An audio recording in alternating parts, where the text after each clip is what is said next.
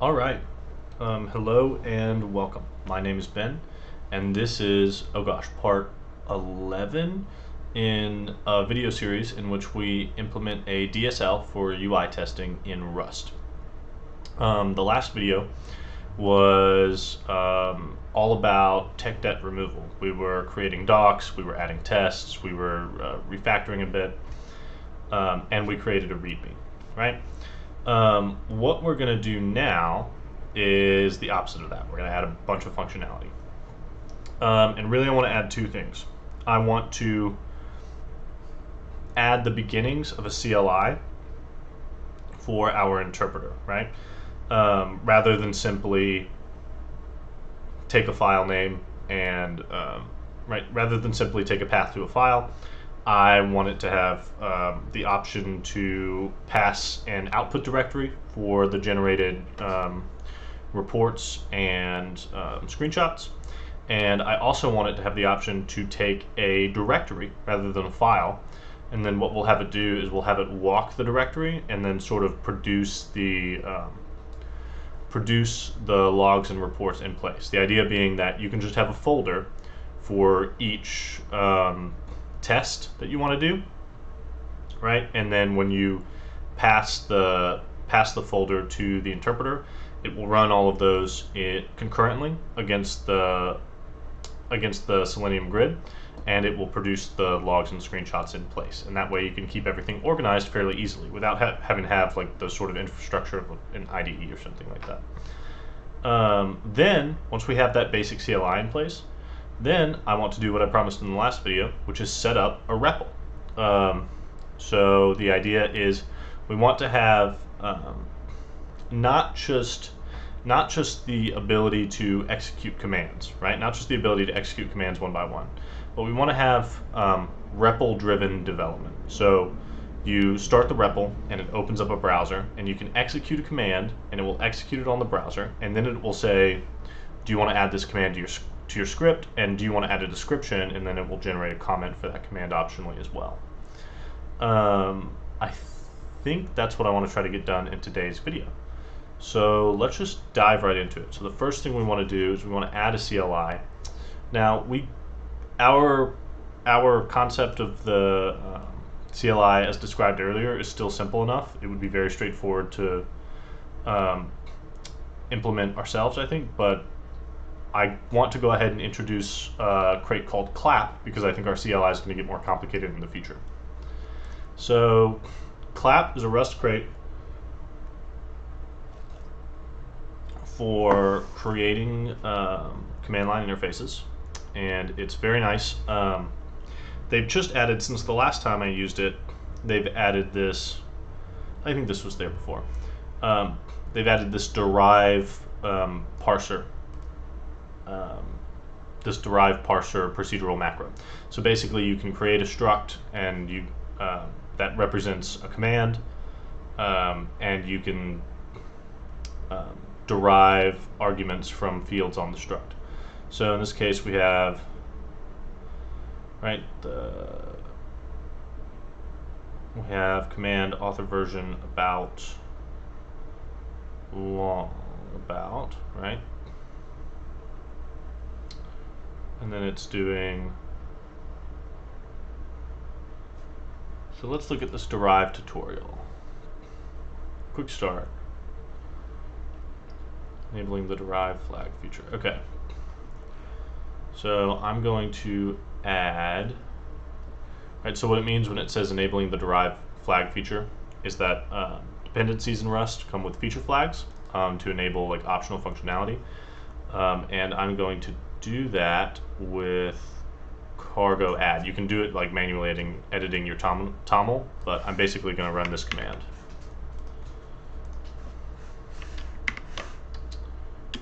Right.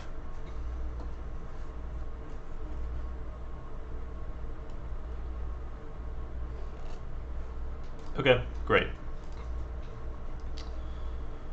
Now what does it say? It says we basically make a struct for our CLI. Optional name to operate on. It's custom config file, turn debugging information on,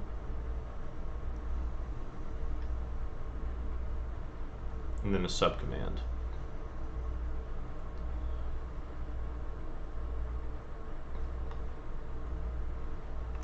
So I think I really want to use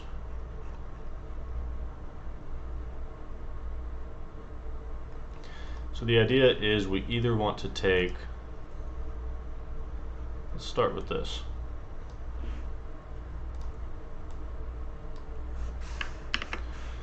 So in main, right, CLI in main, right now what we're doing is we're just using the environment args to the command line. One moment. Sorry, my dog wanted attention. Okay. So what I think we want to do is have, let's put this, I guess up here. I want to have this down here. Okay. We want to have a struct for our CLI.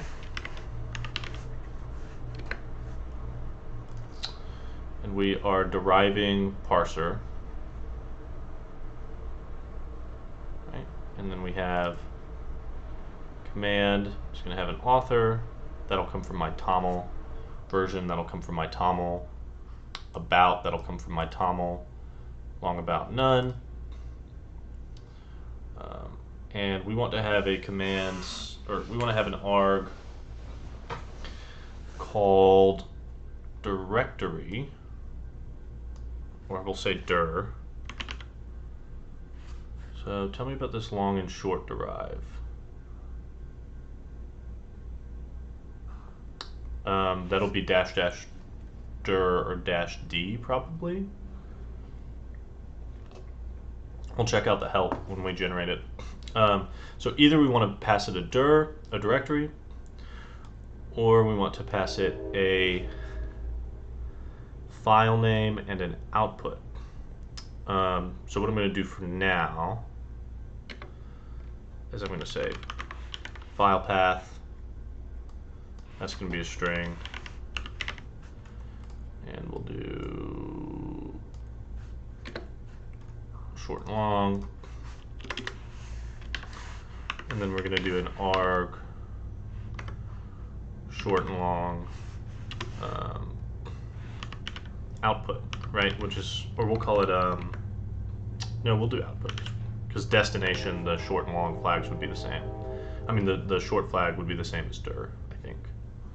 Not that it's a huge deal. Output, let's call it a string.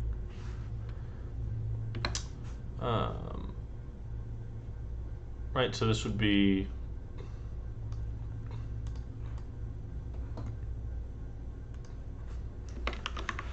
path to a directory of scripts to run in place, and then we'll say, I wonder if these comments get used by the help command. Bet they do. And then we'll say path to schnauzer UI .sui file, right? Script file. And then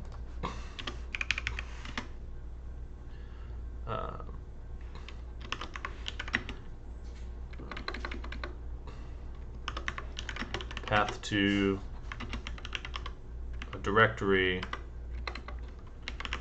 for logs and screenshots, right? And eventually probably an HTML report as well. So let's do this. Let's do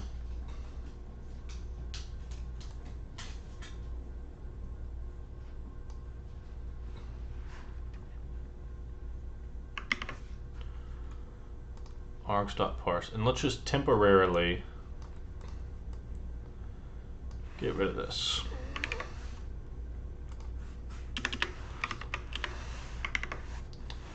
All right.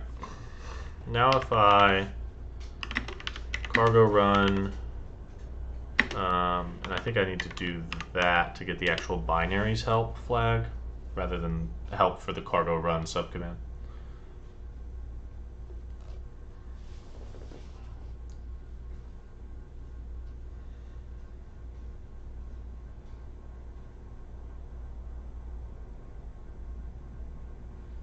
Oh, I need to bring that in. Probably gonna make me recompile. Clap args.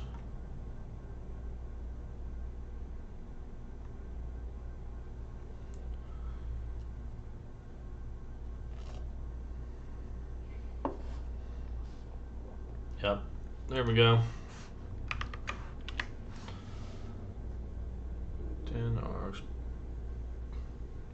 Whoa. No function or associated item name parse. Oh, it's because I called it CLI. So I don't need to bring in this import. Whoops. The coffee will sink in a second and things will get better. Great, okay, so here's what we're going. Here's what we're getting. We get simple program to greet a person, so I need to change this comment, right? But that's where I'm going to put like the short description, the short about for the CLI. And then we have usage, and it says run sui.exe, right? And you can pass it a directory, file path, and an output. So directory is a path to a directory of scripts to run in place. File path is a path to a schnauzer UI SUI file. And -o, yeah, so -o or -- output is going to be path to a directory for logs and screenshots. And then you can print the help information and you can print the version information. So what I want to fix now is the idea is, I guess we can do it at runtime. Hold on. Did you find something loud to chew? Yeah, you always like to chew loud things. Come on. Chew a sailor hat.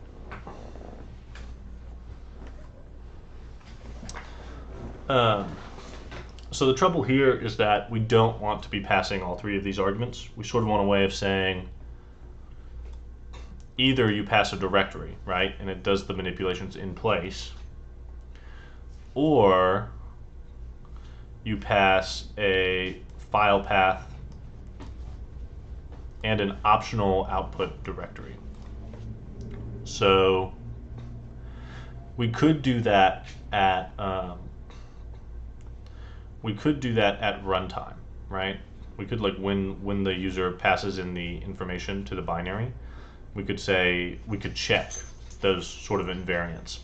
But I wonder if we can structure it with enums basically, so that clap takes care of it for us. That would be really nice.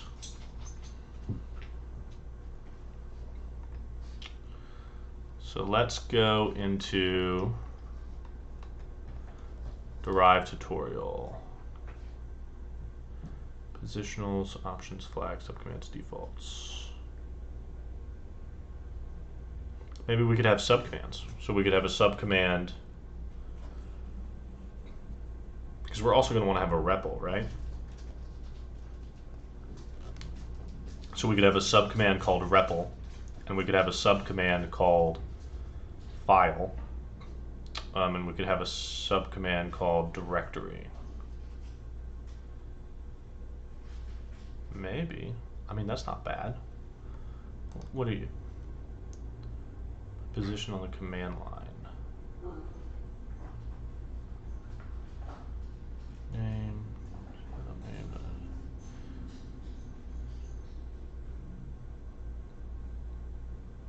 So instead of, instead of making it an arg that you pass with like a dash, it's just what shows up. It's the first environment argument, right? So the usage is you call the executable and then you call name, right? Okay.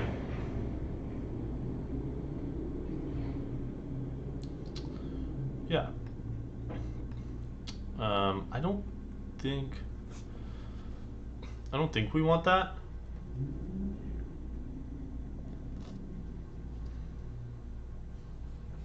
I think if we don't pass it any arguments, we want it to run in REPL mode. I think that's probably how we want to implement that. Let's see here. Options. Name your arguments with a flag. Order doesn't matter. They can be optional. Intent is clear, right? So that's what we're doing. No, we're doing just... Okay, so these all need to be optional actually, for the moment.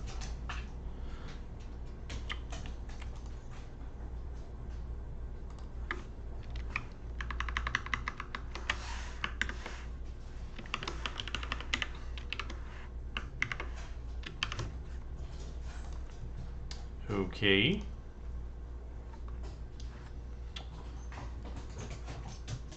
Flags. Supplied when the field is set to a bool. Okay.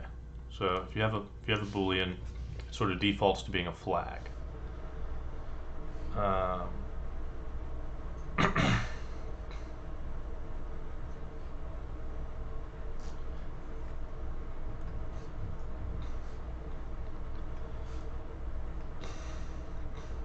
Okay. True, blah, blah.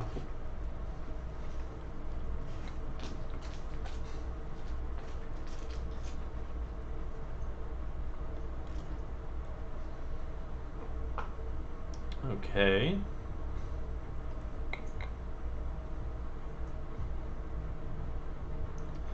That's a subcommand.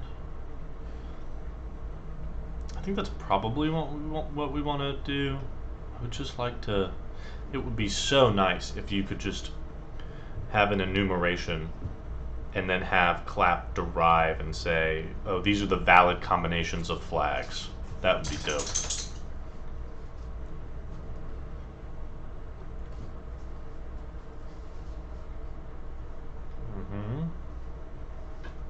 Appropriate default parse validated will be selected.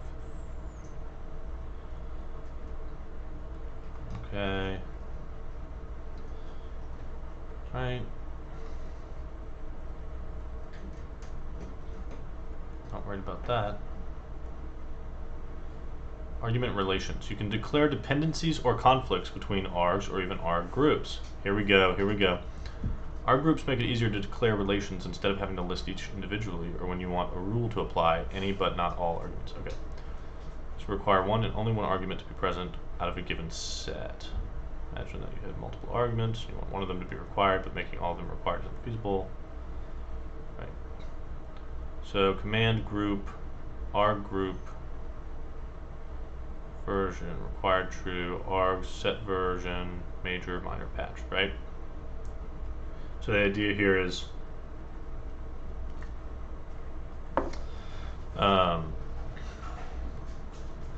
this, you can pass the argument set version, but if you pass the argument set version, then all of these become required, right? This might be what we need. Yeah, let's try that. So basically for us, we want to have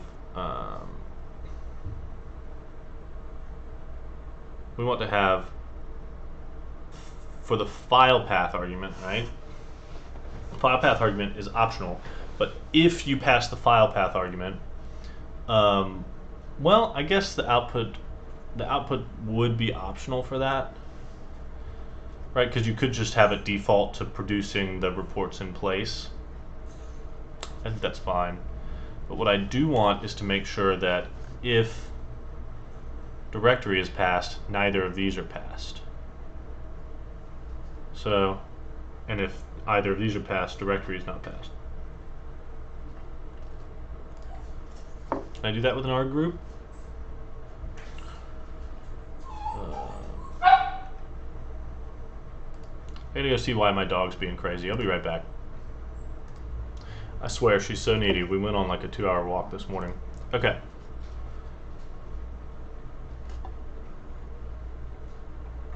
I think we can make a command group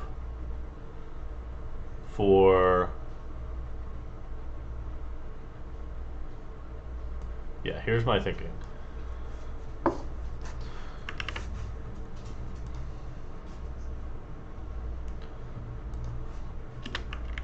I think we can make a command group for dir, right? And we can say not requires, and we can say args include dir,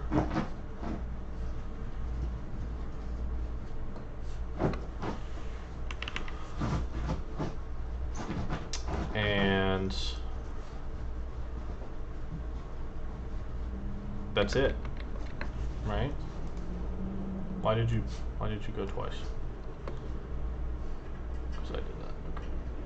Okay. Like so. Right?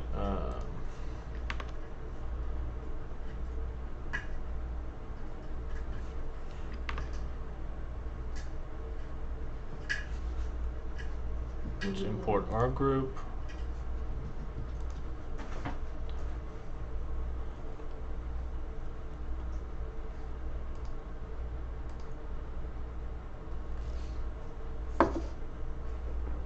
Oh man, you're really struggling.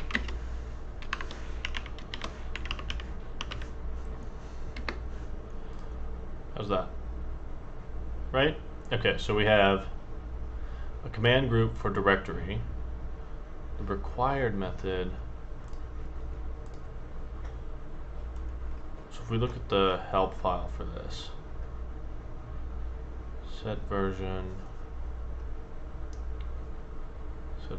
manually. So that's optional,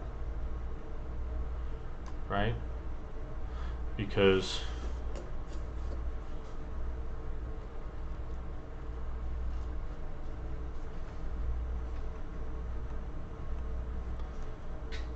the idea should be that if this is passed, then this is what you've got to fill out, right? So we have an optional set version. So let's assume the old version. If let's versions,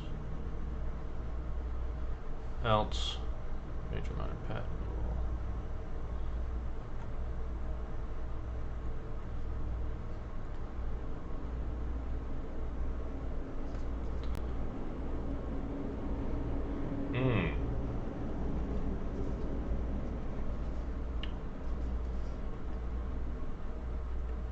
Only one argument to be present out of a given set. Imagine that you had multiple arguments. You want one of them to be required, but making all of them required is infeasible because perhaps they conflict with each other. So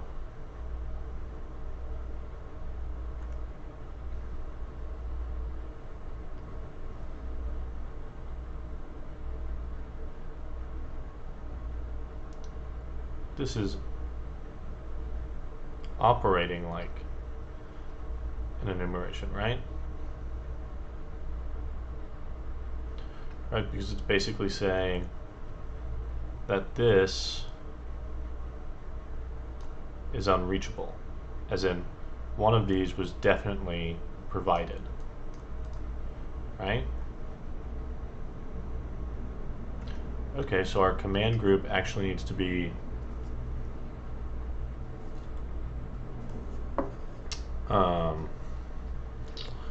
we'll call it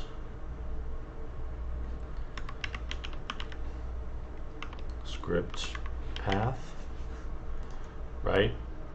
And so either either you pass the dir, we'll make this a string, or you pass the file path, right? We'll make this a string. So let's see how this works.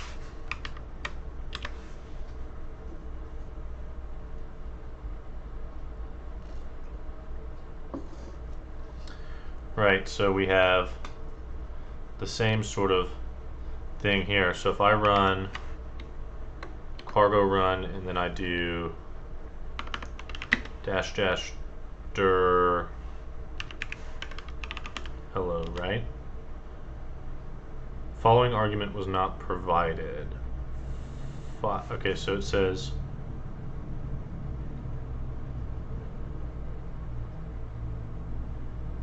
either we need to provide a directory or a file path, but I did just provide the directory, did I not? Right, this would seem to indicate that we have this set correctly. What's your problem? So if I do cargo build, I do /target debug, and then this is going to be called sui.exe.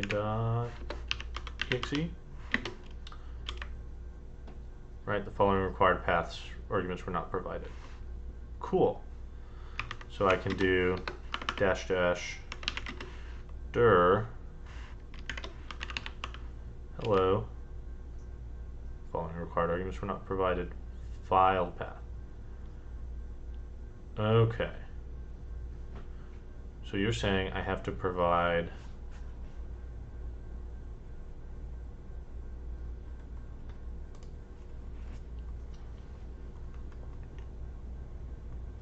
so you can set the version manually, or you can pass one of these. Presumably you're not. And so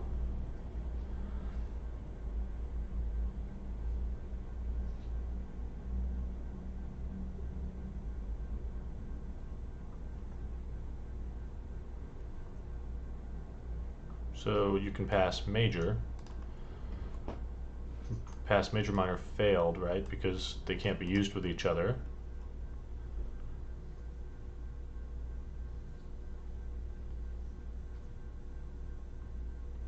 Following required.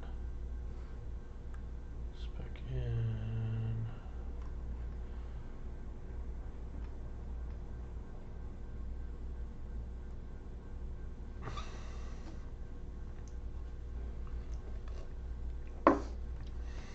Not getting it, clap. It's not working for me. What am I doing wrong? What happens if I pass a directory and a file path called file path? Cannot be used with, okay, so that's correct.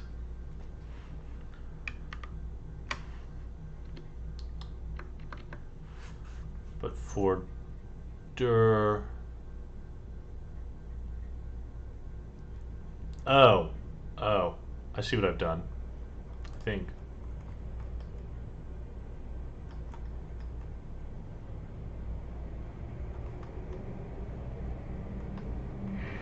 So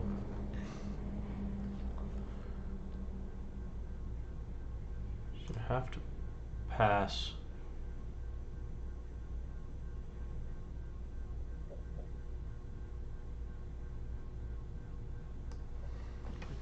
set version manually.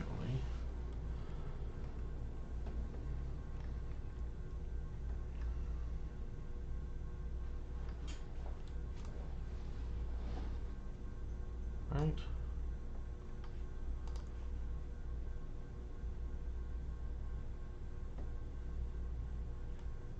So now we have this output.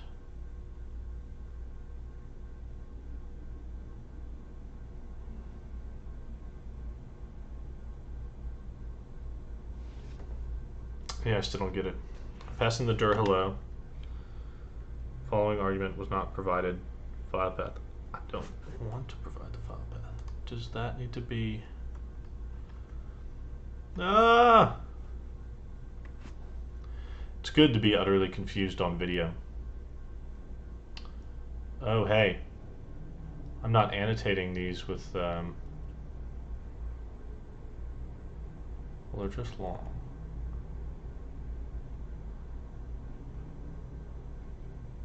Oh, interesting. Some regular input.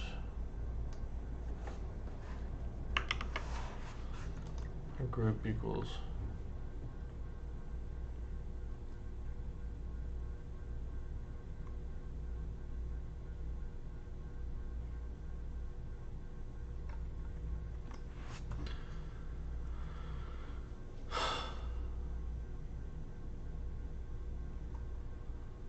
Alright, for your sake, I'm going to pause it till I figure this out.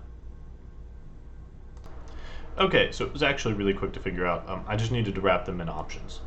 So basically, I have the same thing as before, but I put the directory and file path back in options. So I'm going to build this. So if you look, when I run the executable with both a directory and a file path specified, it's going to say, hey, you need to use one or the other. But if I run with just the directory, we're good to go. And if I run with just the file path, we're good to go. And if I run either of those with a specified output, we're good to go. So I can do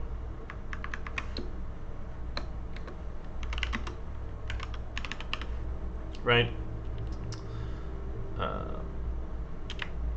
So the idea is that I can either run the command with a file path, and if I don't provide an output directory, then I'll just run the file, and we'll save the report log and the screenshots sort of in line, or in the same directory. Or if I do provide an output file, then that's where we'll save them.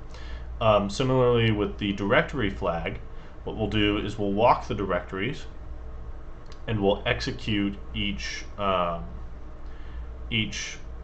schnauzer UI script, and then we'll use the output directory as one big folder to report logs and screenshots, and we'll base that off of the sort of relative path where we found the script.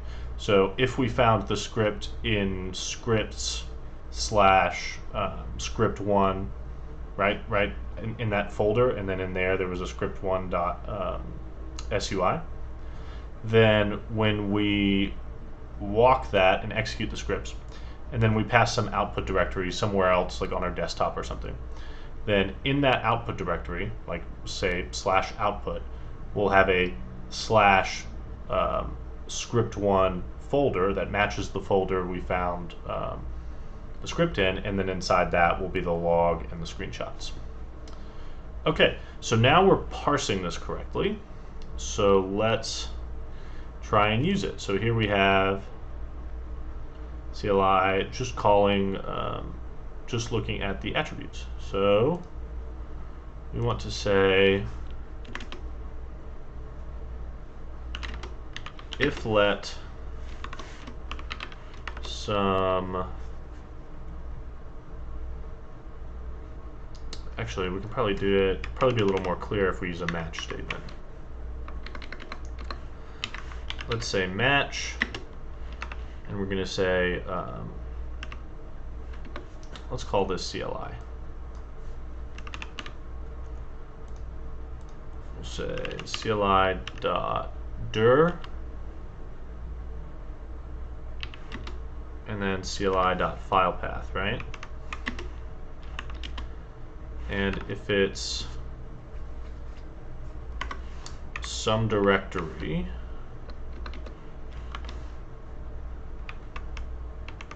right, then we basically want to call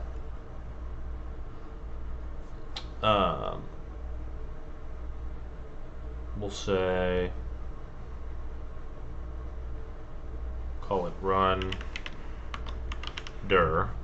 Basically, we want to call a method called run dir, right? And we'll actually pass in CLI dot output, right? So we might need that. And then similarly, if we get some file path, then we'll say run file, and we'll pass in the output. And then anything else is unreachable.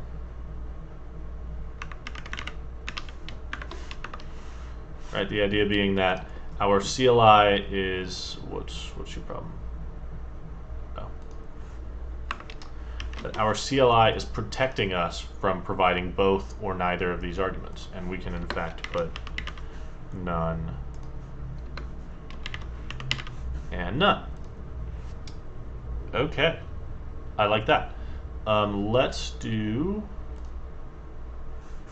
Let's have an async function run file, which takes file path, which is going to be an option string, right? And then similarly, we'll have a run directory. It's going to take a file path. This is also going to need to take the directory, and the run file method is going to need to take file path. So we'll say directory is going to be a string, and then ooh, okay, so we have some trouble here. Let's call this output file path.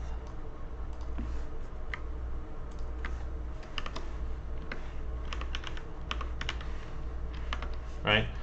And then here we'll put just file path, right? As in the path to the script itself. Great. Okay, what's your problem?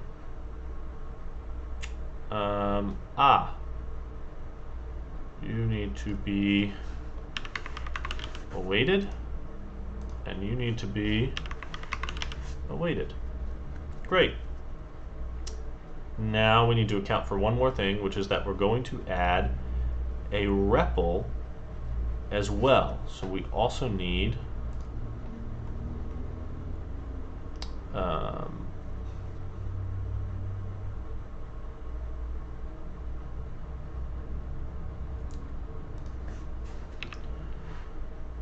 could also have an argument called REPL, right, which is just a Boolean, and we'll do I think I just want the long on that one. I don't want anyone typing -r for REPL. And we'll call this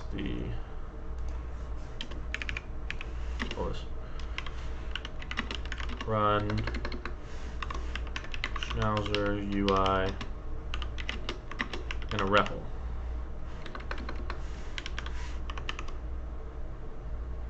Right? And then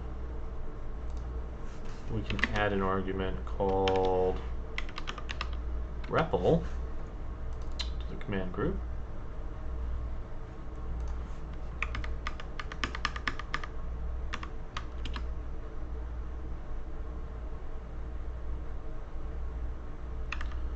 So still works, right? File path still works.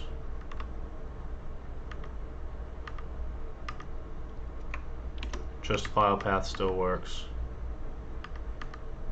Just a directory still works. Trying to run the two at the same time, still errors. And then I can say dash dash REPL to unreachable code. So here we need to match directory, file path, or REPL. And then we'll add a line here. We'll call this false. Call this false. And then we'll add a line for none, true, meaning they specified REPL, in which case we want to call a function called run REPL, and that will actually only take CLI dot output file path. We'll call it output, by the way. And then we'll make that function. Can you quick fix make that function for me? No, I don't think so. What about now? It'll match arms. No. Run REPL. Function run REPL. That's going to take the output file path. Yeah. Okay, there we go. So let's try that.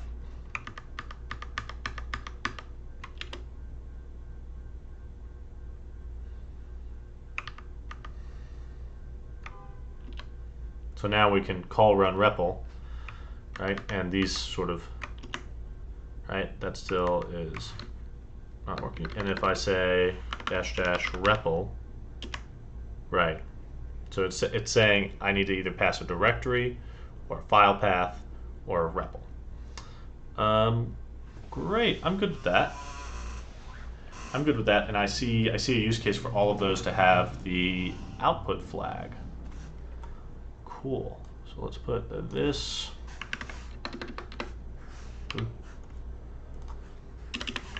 there.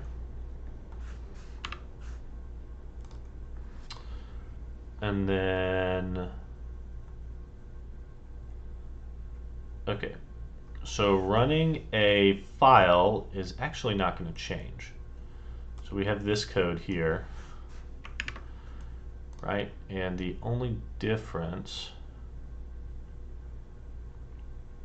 is we get the file path, we read the file to a string. So let's do that.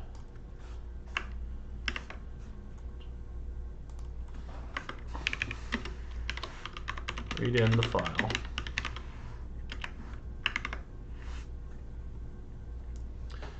Right, and this is going to take run file. I have these backwards. LOL. So this should take run file should take the file path, whereas run directory should take a directory. Right? So we'll say read in the file, and we'll use that, and then we'll say we're going to format our logging. Right? So if let some output path equal output file path, right? Then we're going to log to a different spot. But if none is specified, then we're going to end up logging to just the sort of right where the script is running.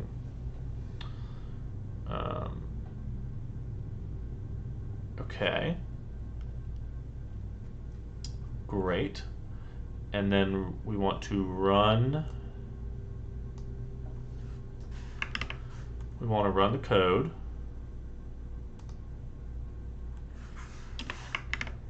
Just like that. Right? And then let's see here. Let's get rid of this.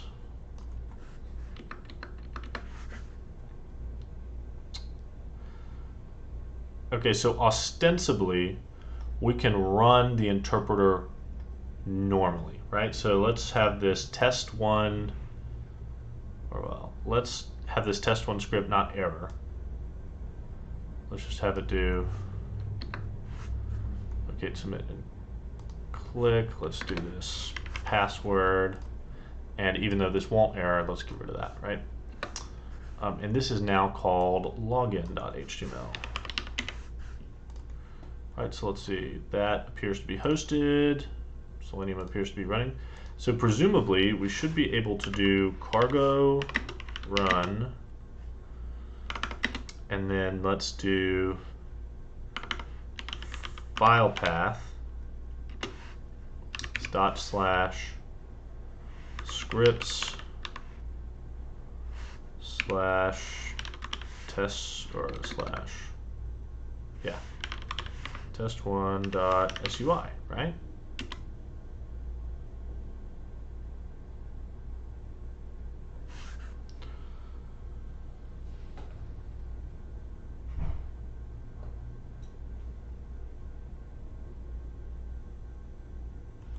Yep, and here we go. It's launching the browser and it ran the script. Right, okay. Cool. Let's add the rest. So in, I always end up with all these tabs open. Get out of here, tabs. All right, so in CLI, and you can see if we look at the log, it just did what I told it to do, right? So it rewrote the log here. We need to get screenshots reporting to the right spot, and we need to get logging reporting to possibly an output file path. So let's do output file path. Basically, we just want to change the logging, right, because screenshots aren't configurable yet. And rather than going to the file path, we'll do output file path. Right? Yeah, so presumably I should be able to do the same thing. What's your problem? Oh, I had to unwrap it. So this is called output path. Yep. Okay, so presumably I should be able to do the same thing, right? And then pass, call it -o. And I'm going to say /test run. Ooh, let's do /. Oh no, let's do /test run. Let's see how that works. Right, so the idea is this time when it runs, it will create a folder inside this, like adjacent to this test, called test run.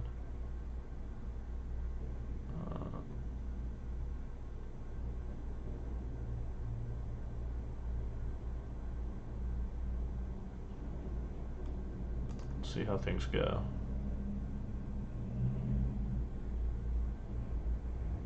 Okay. So that did not work. Right? Because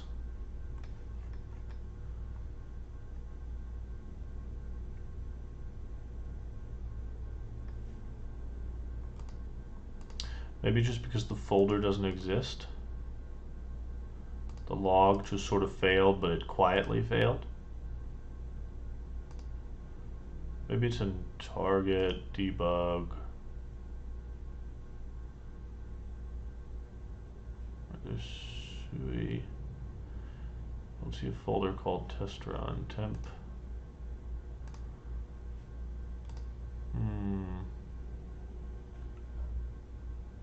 Oh, okay, so we have this thing called testrun.log. Oh, you know what we did? We said testrun.log when we wanted to do this. and say file path. Right, so the idea is you can pass it that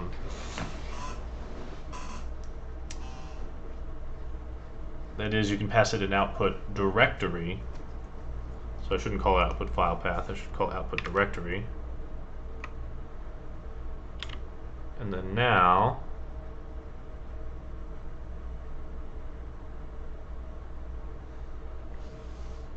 oh hello, failed to init login. Ah, the path doesn't exist.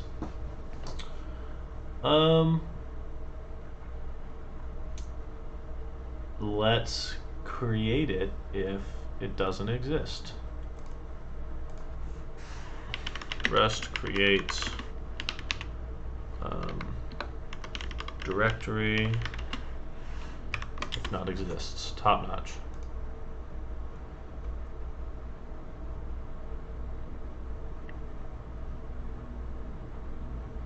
I think that's to some kind of attack. Cursively create directory all. Cursively create a directory and all of its parent components if they are missing. Hey, look at that. Standard fs create directory all. Create dir all. Okay.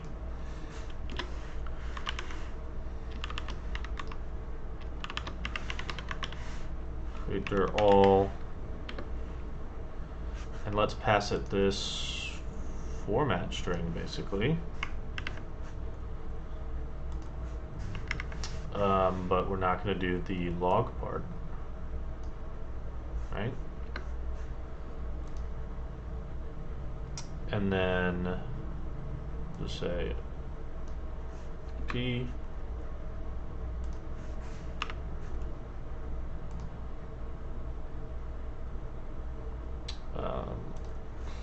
that's panicable. Expect could not create directory for logs.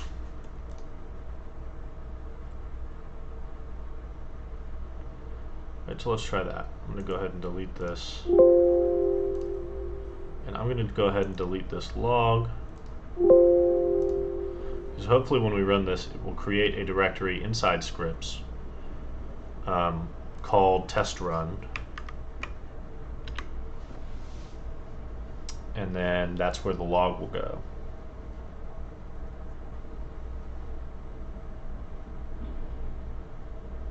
System cannot find the path specified. Interesting. What's with the screenshot? Did I tell you to screenshot? That's interesting. Do you automatically screenshot on errors right now? I think you do. I think that's what we wanted. But okay.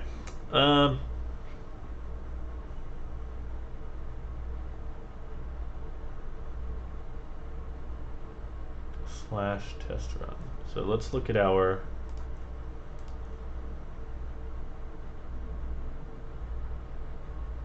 create directory all. It did not create some dir.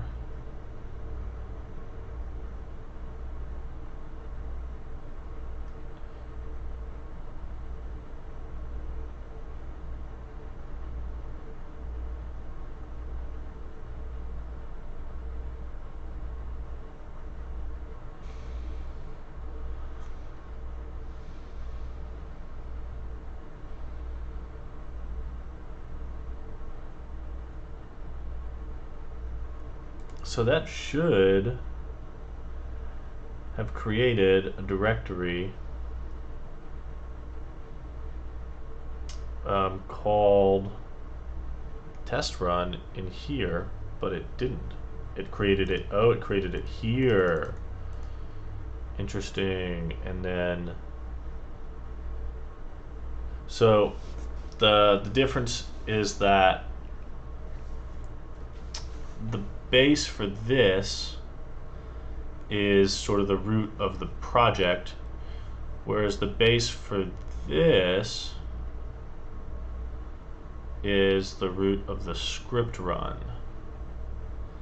So what we need is to be in the directory where the script is running. Huh.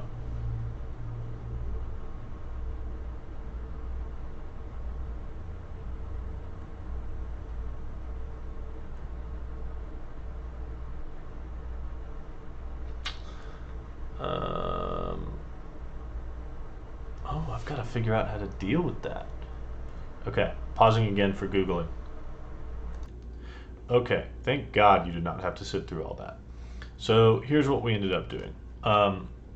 We were trying to figure out how to work with the log path and the standard file system path. I sort of incorrectly assumed that this was going to be relative to the, I mean, this is relative to the point of execution, but I think that's by, okay, so here's what we did. We took the provided file path for the string, right? And we got the sort of current operating directory that we're in by splitting off the file name. So basically we took the provided file path, and we actually, so I do something kind of silly here. I do split on slash, and then enumerate, and then I remove the last one, right? By doing this filter on the enumerated iterator where I'm saying just keep everything but the last one. I'm sure there's a better way to do that. And then I drop the index by just mapping over the text. Then I collect that, and then I join it back with file path. So basically, if you gave this a file path of slash test slash test1 slash mytest.sui, it would give you slash test/test1, right? So that's how we get the current operating directory. And then what we're going to do is we want to create, the user is providing an output path that they want to have. And if that directory does not exist already, then we want to create it. So that's what we're doing here. And we're just saying from our current path, append this, provided output path, and then try to create that directory. And then when we hit the logging, what we want to do is we want to sort it as basically our current operating path, and then the output path that was specified by the user, and then the file name for the log, which before we were calling it test1.sui.log. What I've done is added this little filter to take out the SUI extension so that we can just have it say .log. And then otherwise we just do this. Actually, let's do the same removal here, right? And we'll say split right, and then I think that should work. And then we'll do log file name. Okay, so you can see right now in my scripts folder, I just have this. I have this test1.sui file. So if I run and I say file path test1.sui and I don't provide an output directory, then it should. Oh, and I still have that print statement for the log path. I need to get rid of that. Right, so it's running, right? You can see it's registered this browser. And gosh darn it, it sure put test1.log out here from that change I just made. What's your...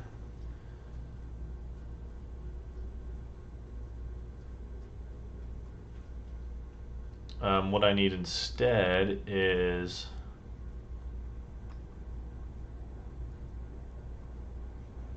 to extract this.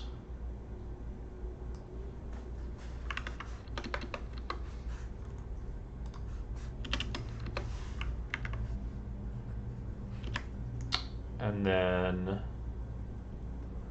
instead of dot slash, right, we'll just say path log file name, right? Let's try that. So let's delete this test log. All right, let's run this. Okay, so if I run it regularly, right, if I just pass it a file path, I'm hoping it will produce the log file. Yep, and there it is. The log file was produced in the scripts directory. It says test1.log, right? And so it's going to register a WebDriver to run the test. Any day now. There we go. Great, and so that test finished, and you can see the log was created there. Now, if I do the same command, but then I give it an output directory and say, actually, I want the directory, I want this to be in a test run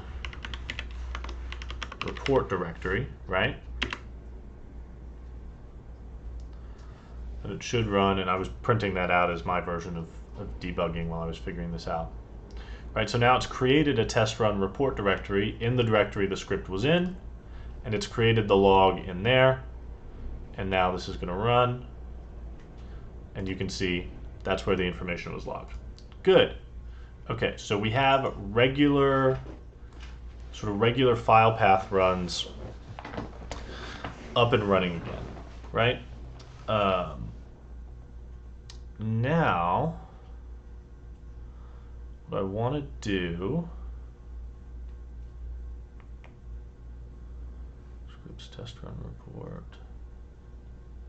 Yeah, so that's for file path. Now what I want to do is implement running a directory. Right? Okay, so that is good to go. For running a directory, what I want to do is basically walk the directory. And for each folder with a schnauzer UI file in it, I want to execute it pretty much the same way. So there is a crate called walkdir. There it is. Walkdir, recursively walk a directory, right? And this is basically how it works. You give it the directory name, and then you can iterate over the entries and display the paths. If you'd like to iterate over entries and ignore errors that may arise, that's probably what we want to do. We'll use filter map, right? So if we don't have permission to access, following symbolic links. I don't know if we want to follow symbolic links. I mean, we might as well. I mean, if somebody wants to do symbolic links, I don't see a reason why that would be bad for us. Skipping hidden files and directories efficiently on Linux. Filter entry iterator. To avoid yielding hidden files and directories efficiently. I'm not too worried about that. Let's go with basically this. So I'm going to add walkdir.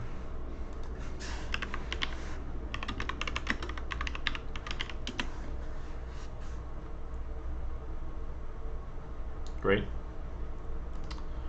And then let's use walkdir.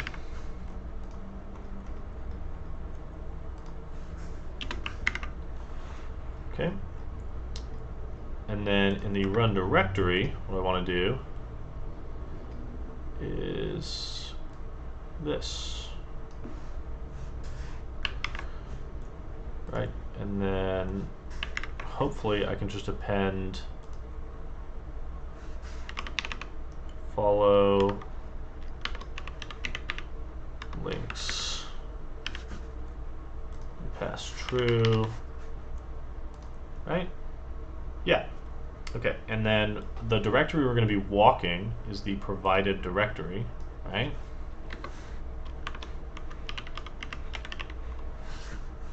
And directory.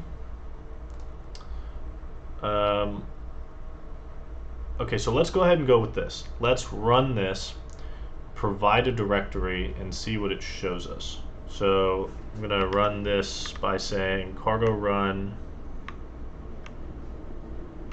Let's do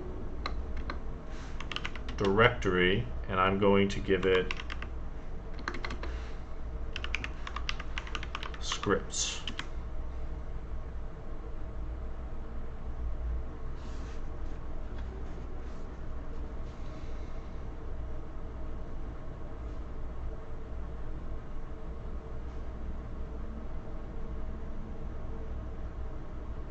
All right, so it says in scripts, we have scripts, we have scripts scroll into view test sweep file, then we have the test1 sweep file, and we have the test run report directory, which contains the test1 report log, test1 log. Okay, great. So now what we want to do is basically if we're finding a schnauzer UI file, then we sort of want to execute that like with the run file command, right? So we can say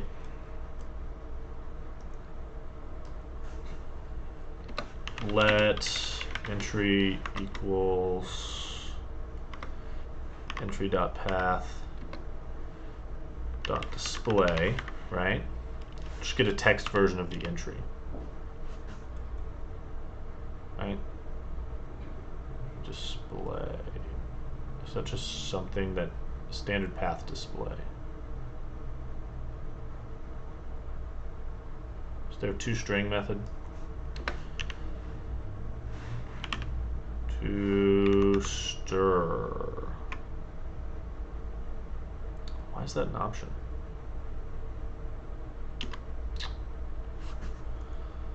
Why are you an option? Yields a string slice if the path is valid Unicode. Oh, okay. We're gonna unwrap on that. We're gonna expect on that and then fix it later. Yeah. Right. Invalid path. Invalid directory provided. Yeah, we're gonna go with that. So entry is now this sort of answer. We're gonna say if entry.contains,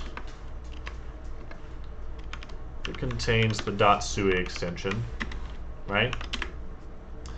And basically what we want to do is we want to call run file with the file with entry and the output file path. So we can say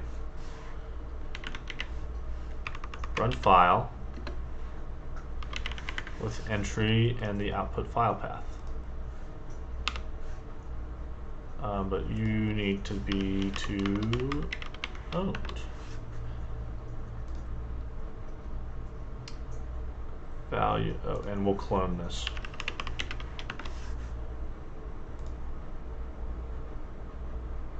And await it.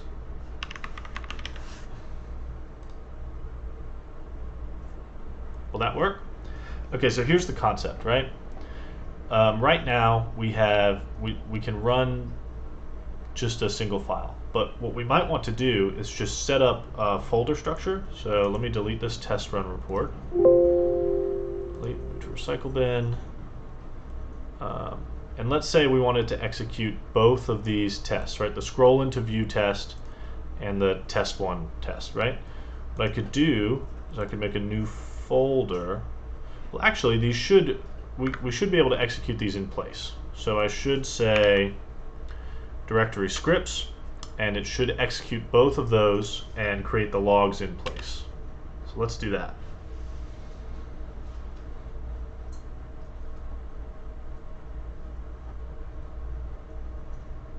Right, so you can see we've created a scroll into view test.log.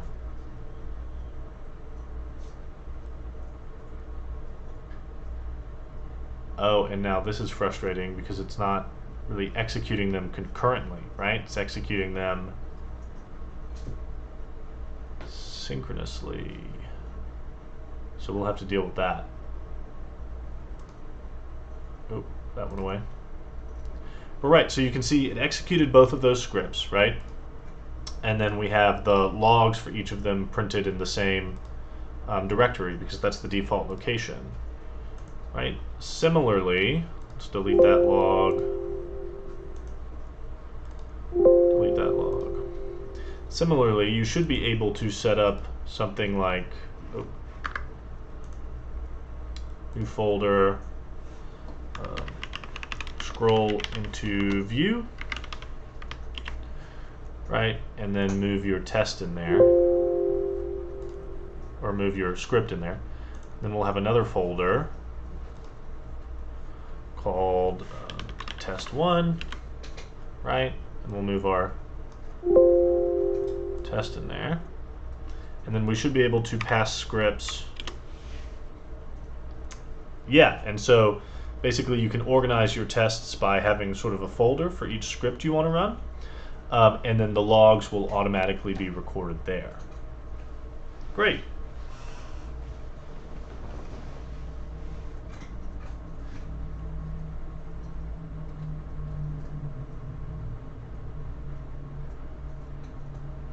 Yeah, so you can see,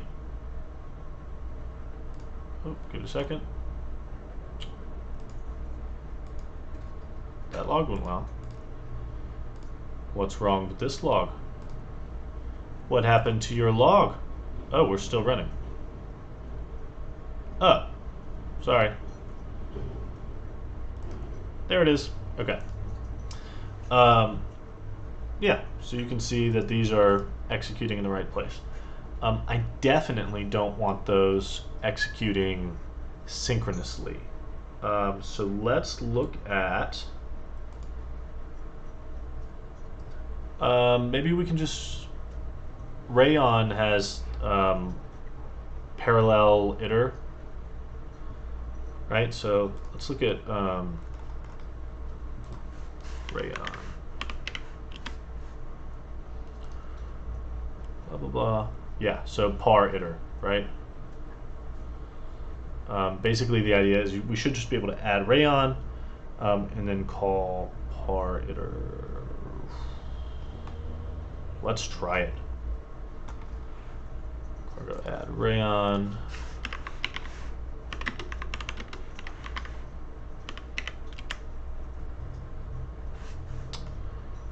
And then let's use the Rayon prelude.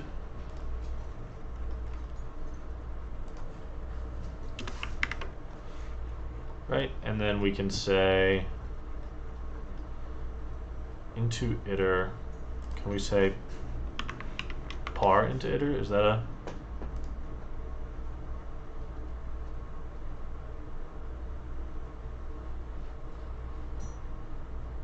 How are you doing, cargo check?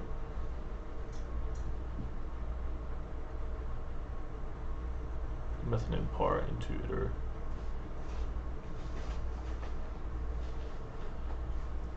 So what's going on? The par iter. To convert sequential iterators into parallel ones. Should your foo.iter call and around the rest. Offers the join and scope functions lets you create parallel tasks on your own. Goes to red pools.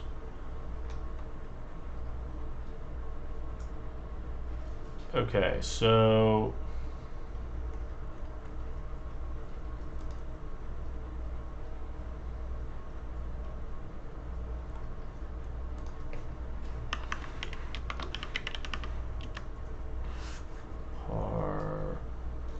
so they don't have a par into iter, it looks like, just a par iter.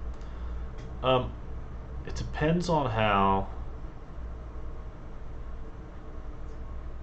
whether or not this is going to work might depend on how the iterator is implemented for walkdir. Can you do par iter? Exist for struct walkdir. but its trait bounds were not satisfied. It's required by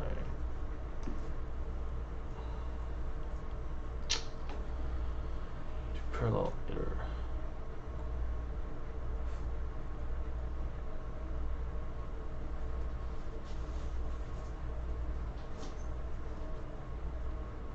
I wonder if the way they're achieving this is basically they went ahead and implemented this on a bunch of types. So maybe what I could do is I could do into iter, right? Get my entries, and then basically collect. In fact, I'll do this. I'll map the entries to this, right? Which is going to give me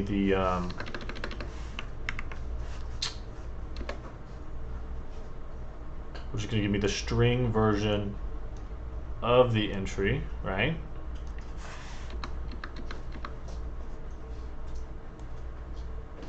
Okay. Now what's your problem? Cannot return value referencing function parameter entry. Oh, you've got to be a string because ownership and all that. Can I do that? Hey, now entry is a string. Great. And now I've got an iterator over strings. Can I call par iter on that? Or can I collect that basically, right, into a vec of strings,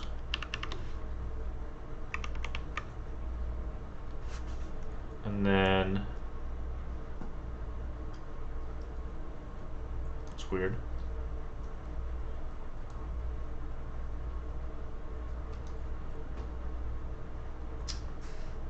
And then call par iter. Yeah. Has rayon slice. It's not an iterator.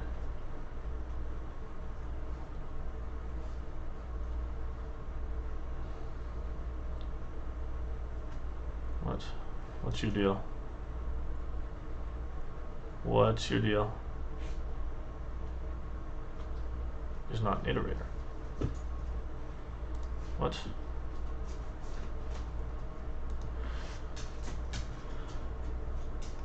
Oh, this is okay. So we can't use it with the for syntax, I guess.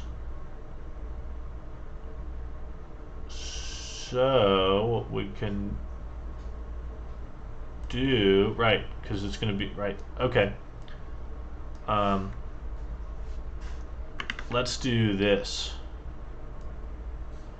Now, typically, I think people frown upon using using maps for like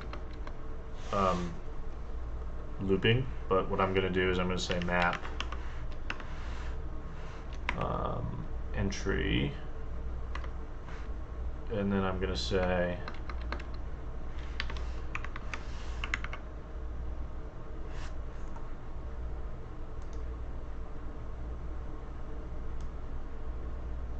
if entry.contains, so then we're going to call run file, right, and then, ooh, okay.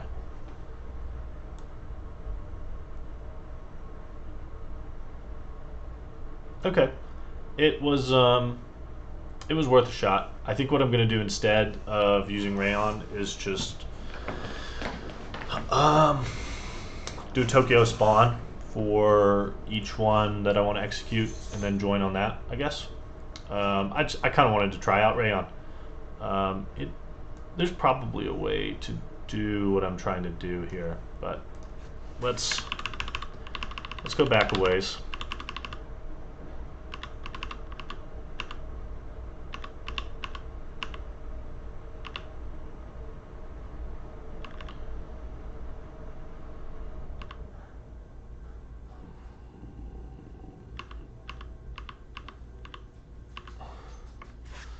like so.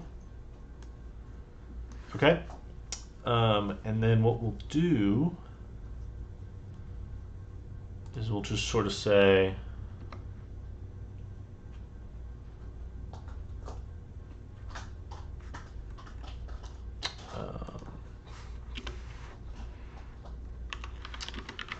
let mute tests equal, new vec, and then tests dot push Tokyo spawn,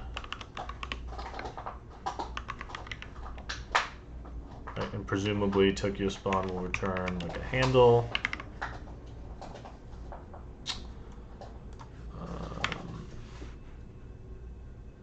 What's your problem?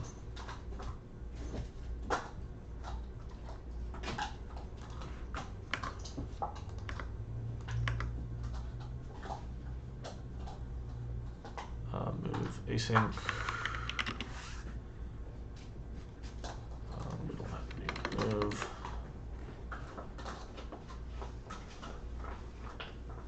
Mismatch closing delimiter.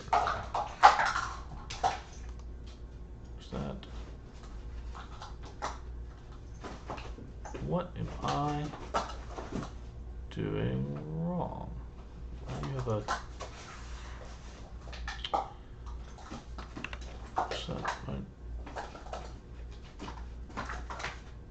Oh, so we got that closing one, and then we need the push. Like that. Okay, async closures are unstable.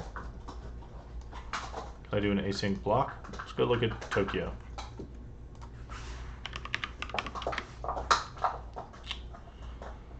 Homepage, PI docs. Is it down there? Spawn. Async move. Process.socket.await. Oh, it's not a closure. That.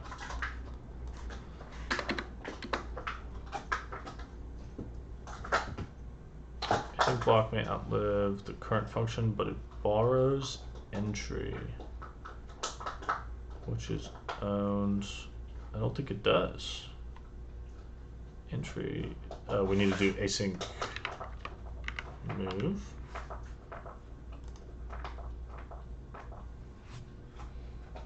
Output file path. We can clone that. Let op clone equal output file path dot clone, and then here you could just say op clone. Okay.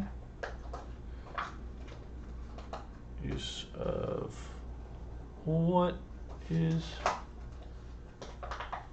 mean? Oh, we want to make a clone for each iteration. Okay. Great. Okay, so now what we want to do is we want to join on all of these futures. So I think that's join all, join error, join handle, structs, functions, spawn, block in place, methods. Looking for join all, join set, collection of tasks spawned on a Tokyo. There's something called join all. Join. Tokyo join. Great. Waits on multiple concurrent branches, returning when all branches complete.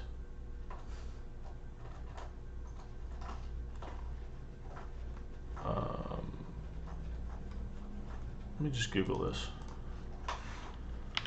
Tokyo join all. You can use futures, future join all. There we go. Okay. So cargo. So we need to add futures. Right. Cargo add futures.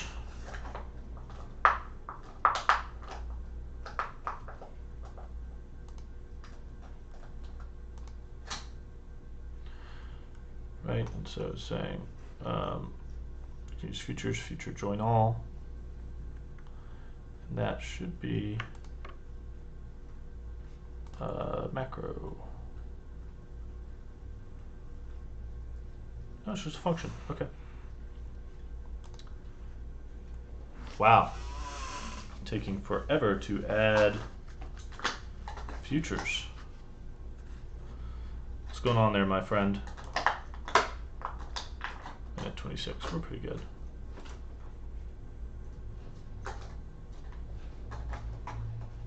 Eloise, can you choose something that's not quite so loud? You have about 4,000 toys. There we go.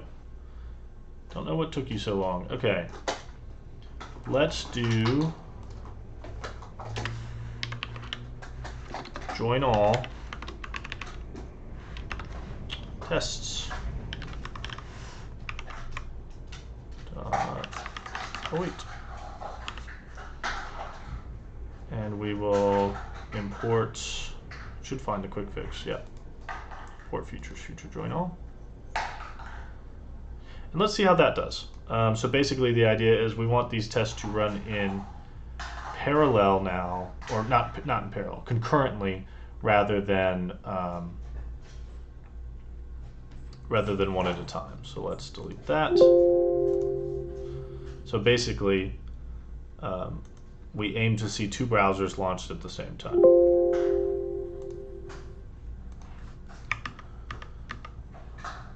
Yep, so let's run the directory scripts.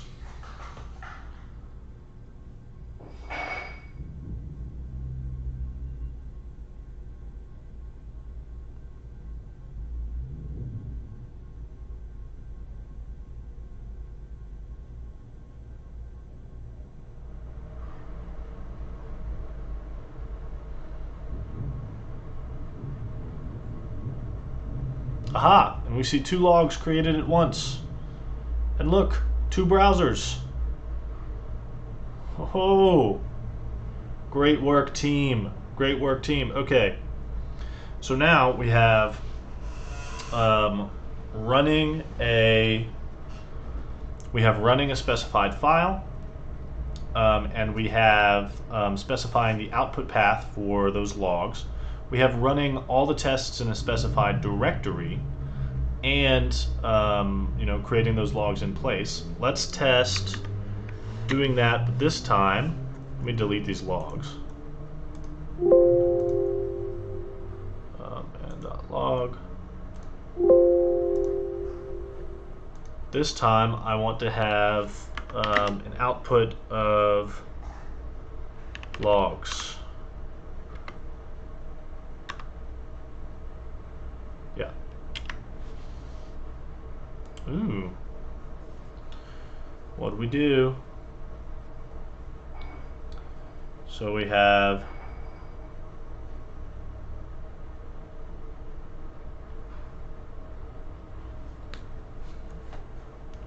we're running into an error.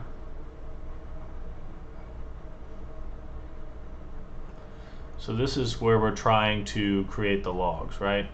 Scroll into view test.log, scripts, test1 dot log.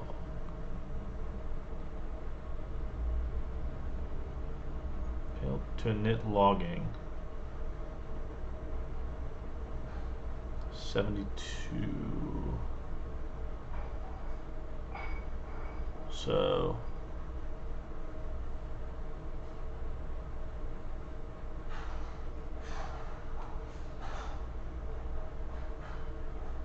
Tokyo runtime worker, panic, failed to init logging.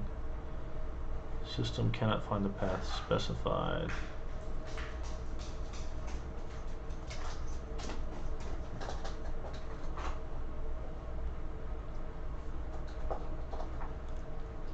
script, scroll into view, we have this, right?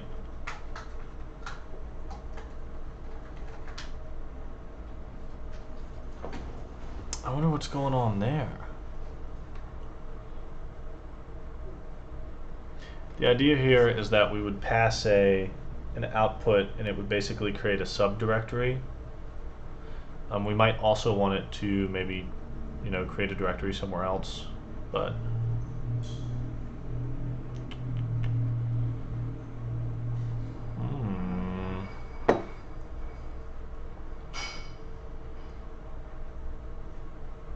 this is where we want. This is where we want the. This is not where we want the logs to be created. Right, when we pass the output, right, we should want the logs to be created in a /logs directory. Why isn't it doing that?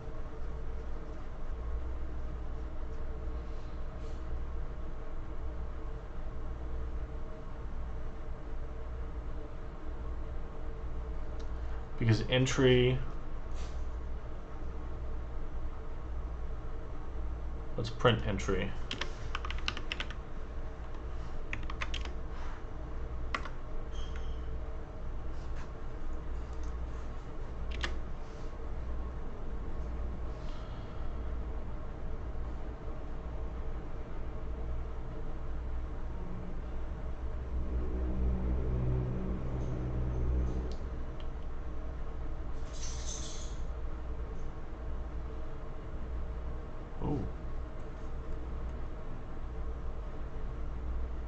What's going on there?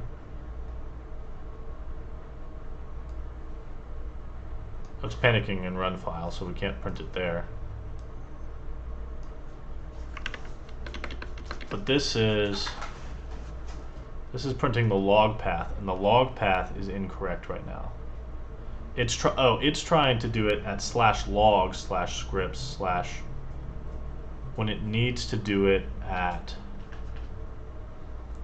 scripts test1 logs, right? So passing logs as the output file path. Oh, okay, so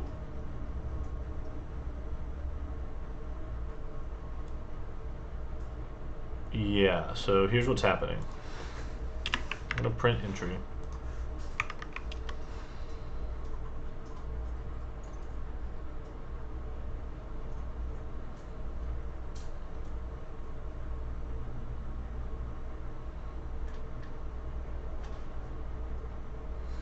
So this first run, the entry is scripts, scroll into view, test .sui, right? So we're passing that as the file path, and then we're passing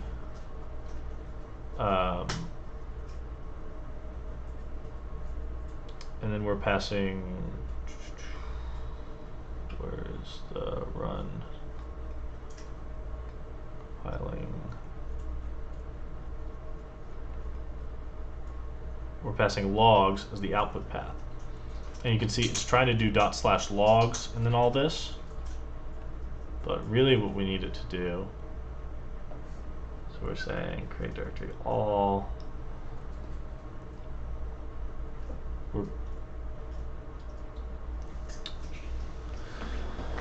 So we're passing in so it should say path. So this should take, file path is our entry we're passing in. And all we're doing there is splitting off the file name. So that should give us, let's quit printing entry.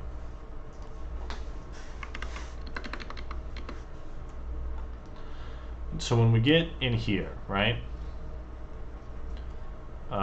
If we print path,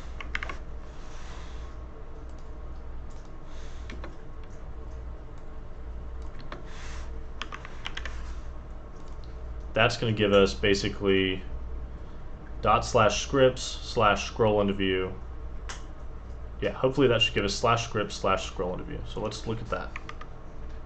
And then let's stop whatever it is. Yeah, let's stop printing the log path for now.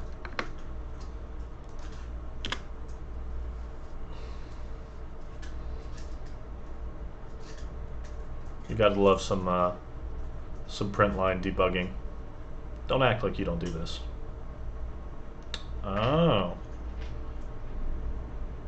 Right, so that's giving us a dot. Because... why?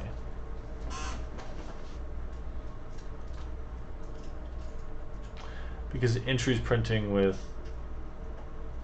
backslashes, isn't it?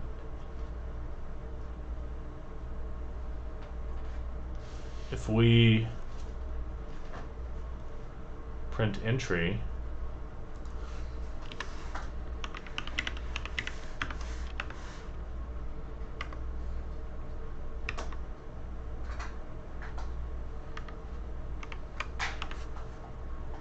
is that it? Is that the problem?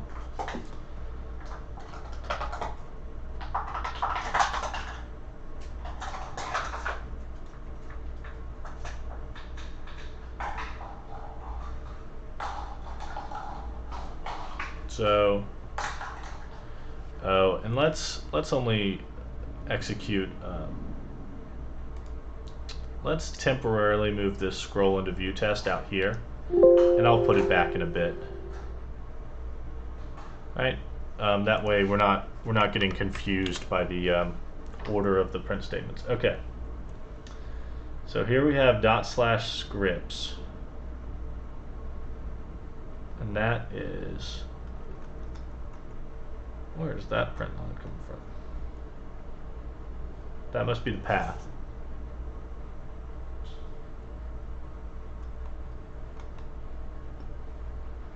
Right, so in run directory, we print the entry, and that is this scripts test1. So it's out of order because we're not actually doing it when we say we're doing it. We're pushing it on a we're going to join on it in a bit. So that's the entry. And then we've got two other print statements going on. We've got this one, which is basically our working directory for where we want to operate. And then there's one more print statement. There's two.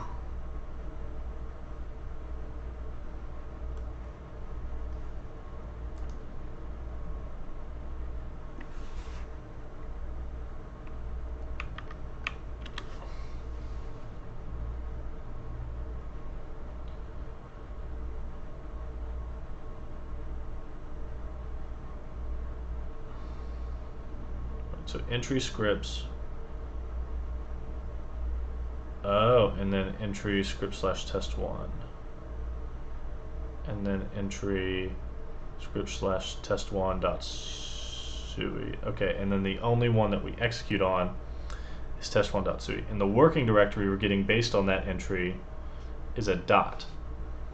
And I think the reason for that is the way we get the working directory is we split on a /, right? And the only / in this is the one right here. But we're trying to actually split on all of these, right? So we can say split, and then I think this takes, I think I can give it like basically a predicate here. I can say C equals that, or C equals, yeah, we'll do that. Can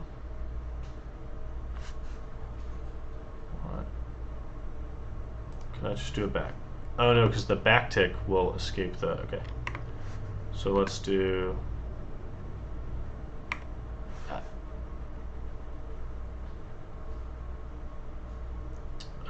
these, okay, so for the predicate, it's got to be a char. That's interesting.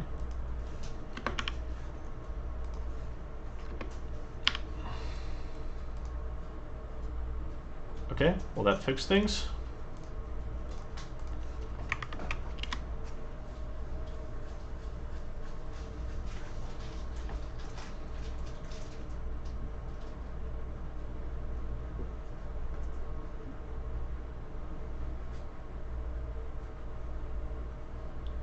Okay, so the working directory is now /test1/test1 dot sui. So that should, right? We should remove. Oh, because we're getting the len based on this, so we need to do the same filter situation. Okay. Let's do that. Great.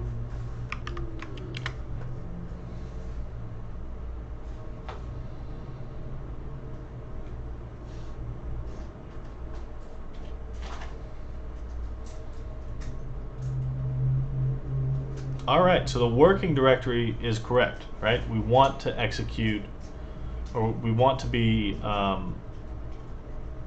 working in there. Now let's see what's going on. Failed to init logging. The system cannot find path specified. So we want to create a, basically anywhere we split on this, I think we want to split on both. So let's just get that done with, right?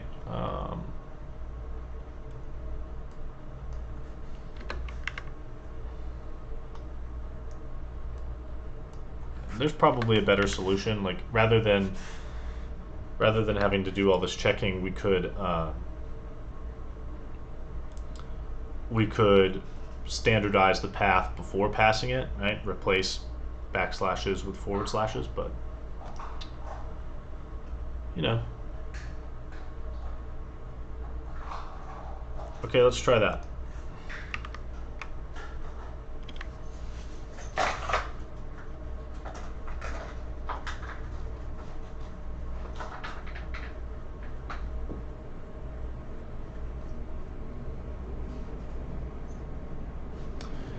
And here we go. We created a logs directory inside test1, right?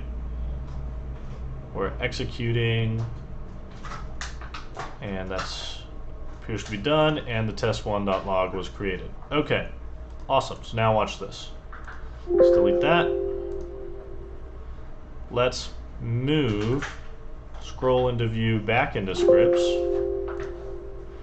Right, so now we have in our scripts, we have a scroll into view test with a script to run, and we have a test1 test with a script to run. And if we run this, we remove all those gosh darn print statements. You. Right. So now when we do this,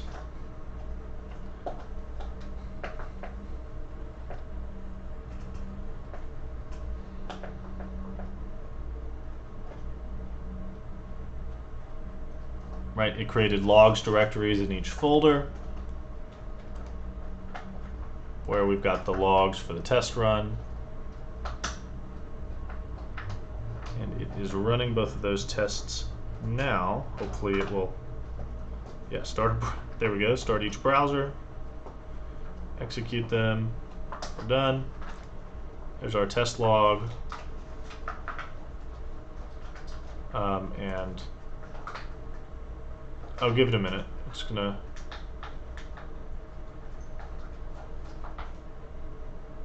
well, why didn't we get a test log from that? Got a log here. Oh my goodness. Oh no. Our multi-threading, our logging is not set up for multi-threading. Right? Now, great. Just great. How do we want to do this now?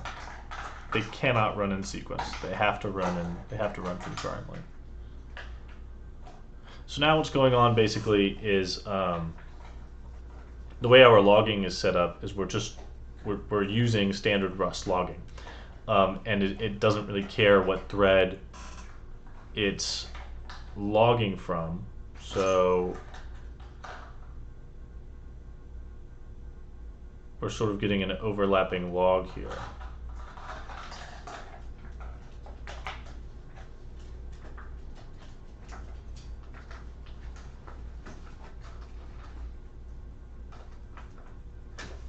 We're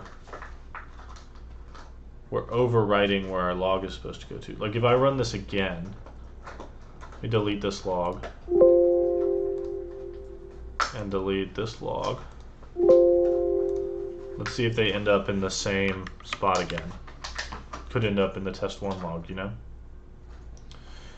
So we initialize them. Tests are running.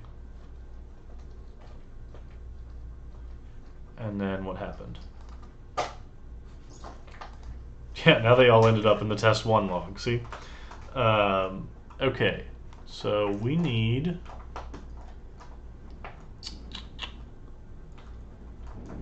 tracing, basically. If we go to crates.io, tracing, application level tracing for Rust. Collect structured event, blah.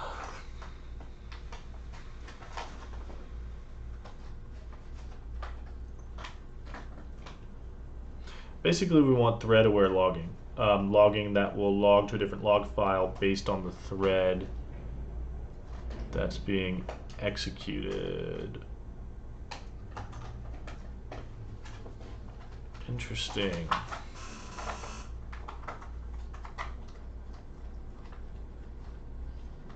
Maybe we should change our logging implementation because we're not really logging. You know, we're not really we're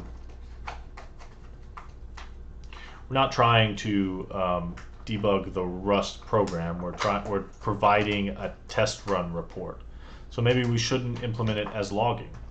Maybe we should instead just give the interpreter a path to a log file and say this is the file you're going to write your logs to. That might be a lot more straightforward. Let's do that.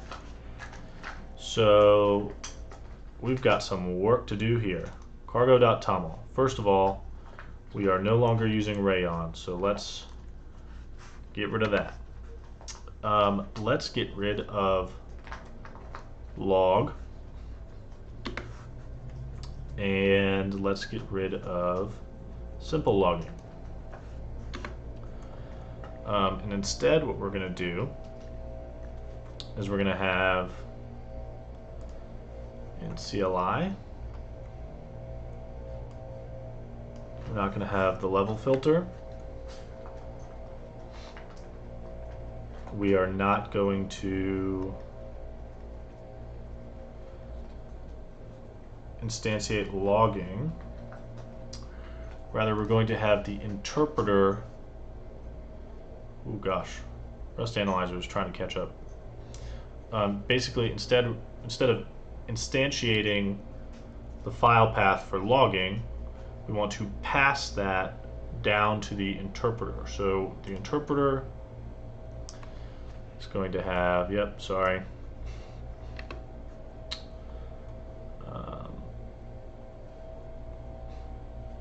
The interpreter is going to have a log file, because remember, we basically get one interpreter per script. So we'll have log file path, which is going to be a string, and you can take it in your constructor. So we'll say log file path, new log file path, which is going to be, we'll make it, no, we'll make it a string, right?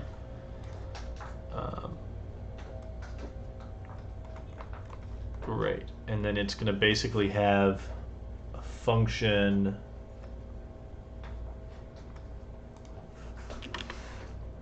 private function log,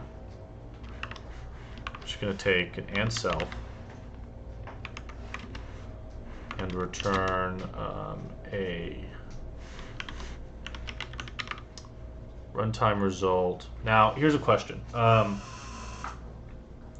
We can have it log as it's executing, or we can have it save a log and write it at the end.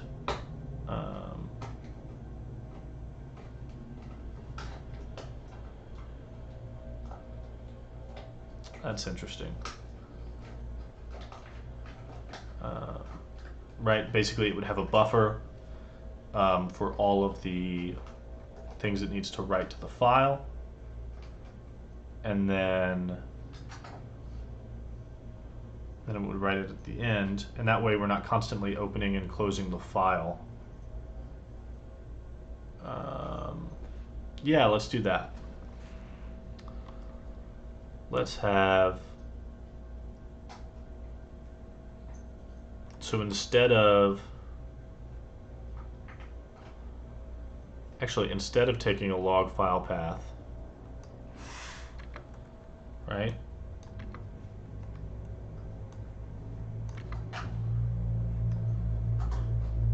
You can have a log method which does not fail, like never fails. And we're basically going to have a log buffer, which is going to be a string. So we'll say log buffer string. And then whenever we log, what we're actually going to do, that can take, let's call this message answer, and we'll say self.logbuffer pushStir, and we're going to do the message, and then we'll push a new line. Push, yeah, new line character. Okay, and then anywhere we're logging, right, instead of calling log there, we'll just self.log e, right? And your use a string, you can just take and, right? Okay. And then my dog is eating my socks right now. And you can do, ooh, we need a, so let's do this as well. We have we have function log.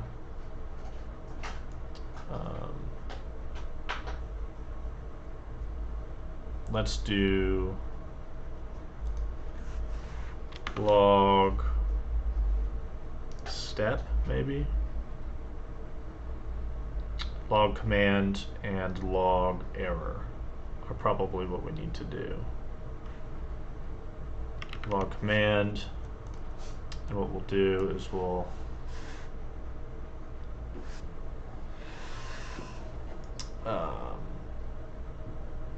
have this say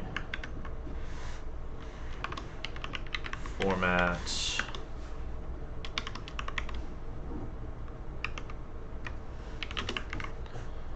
message, and we'll say info, basically, right? And then we can have log error, and then we'll come back, we'll make this error, and then we'll come back later and get this to do syntax highlighting somehow again. but eventually we'll be doing an HTML report as well, so it doesn't really matter all that much. Log command, no, this is log error. Log error. And then down here, we want to log a command. Self.log command and s, right? Because s is a string. Great. And now we will basically do this in a format string. So instead of info, we'll say self.log command, and we'll do an and format like that.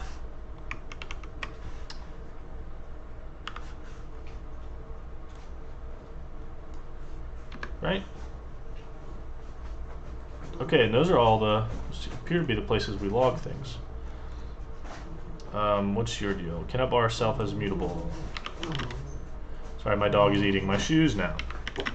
Eloise, we're gonna have to do some training. Okay, so now we have this, right? And what I'm gonna do is I'm gonna make the log buffer public. And then in CLI, Eloise, stop that. Instead of initiating logging here,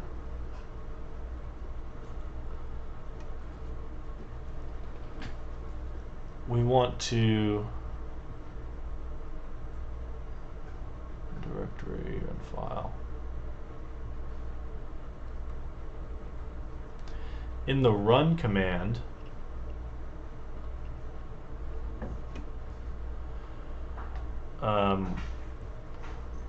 hold on, gotta pause. Okay, sorry. Eloise has learned that I'm not going to pay attention to her while I'm doing these videos, and she hates that. So let's keep going. So basically now the interpreter just has a buffer for what it's doing. So I think rather than initiating a log path here, what we can do is we can sort of pass the log, we can pass the log file name, right? So here it's called log path. Here it's, so we can pass this to the run command, I guess.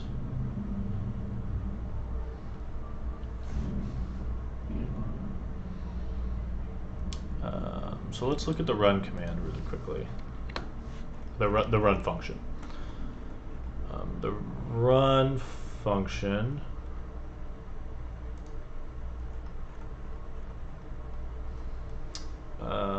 does this. We have a scanner. We scan, we parse, we interpret, and then basically what we want to do then is we want to say let result. Right, because we want to return an indication of whether or not we had an early return. We're going to return that result. But before we do that, we need to record our logs. So we're going to want to say standard fs write, and we give a file path and the contents, right? So the contents are going to be interpreter.log buffer,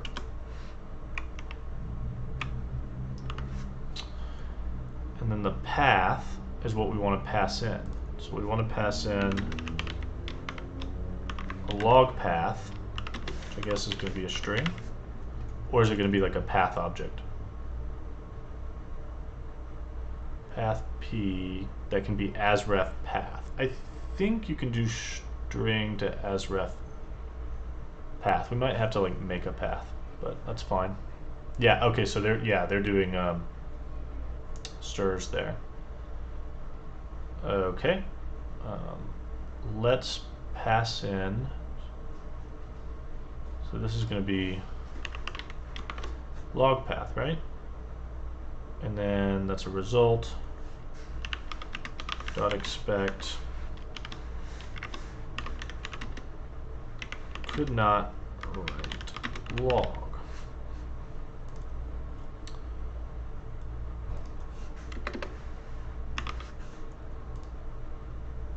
Okay.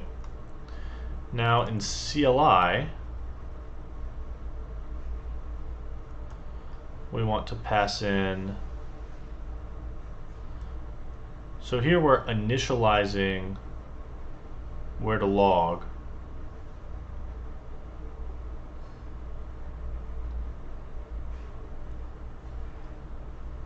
And let's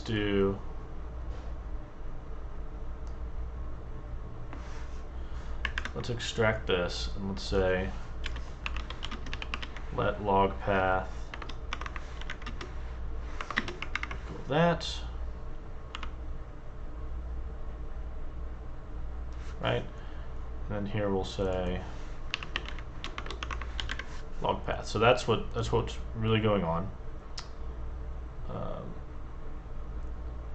And instead of all this, we can have a let mute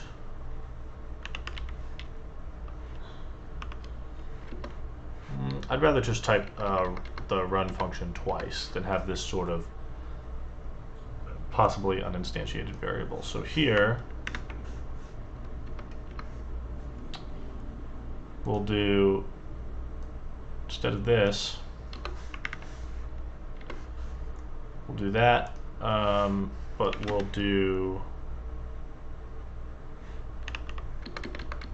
the log path comes second. Log path,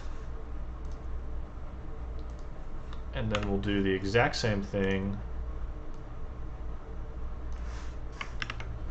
up here.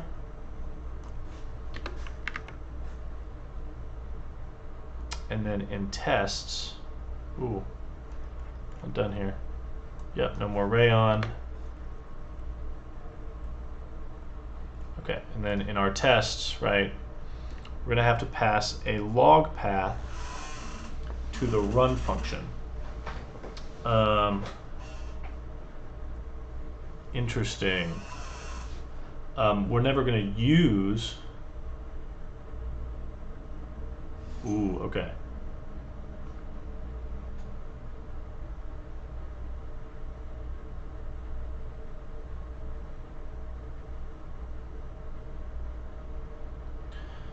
So our run function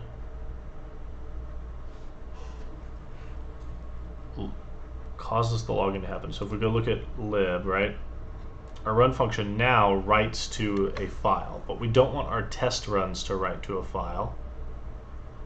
So let's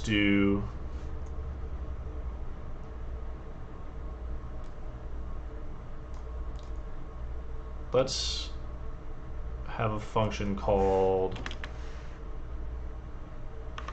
pub async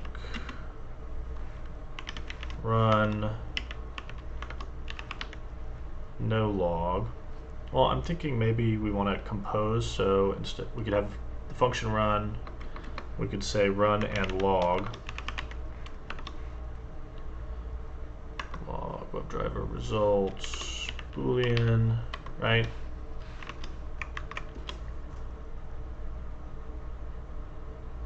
Pub async function run and log, right? And then we could get rid of this, get rid of that and this,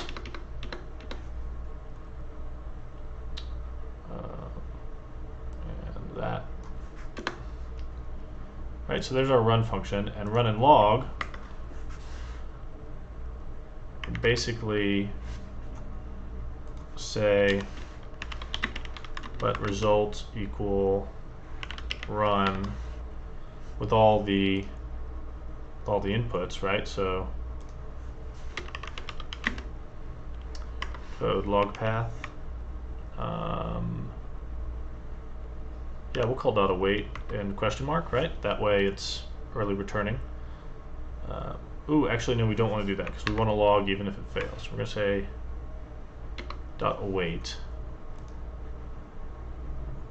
and then we're going to say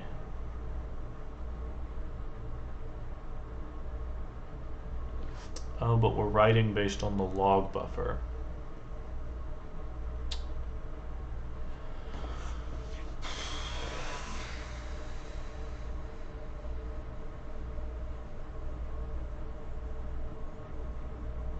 Okay, yeah.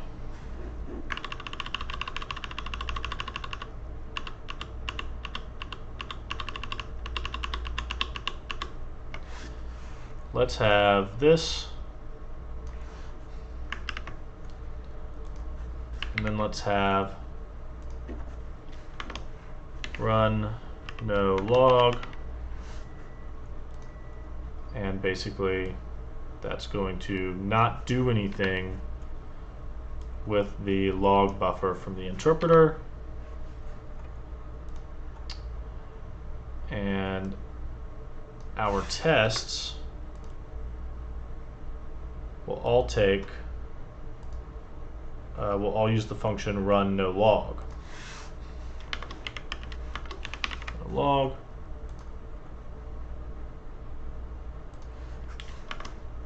Run no log.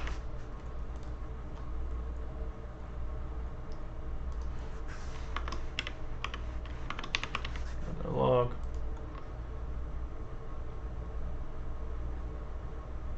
Cannot find, import it.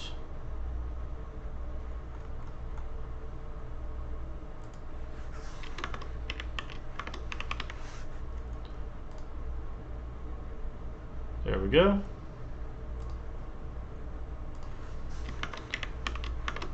No log. No log.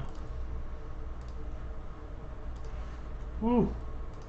Riveting video today.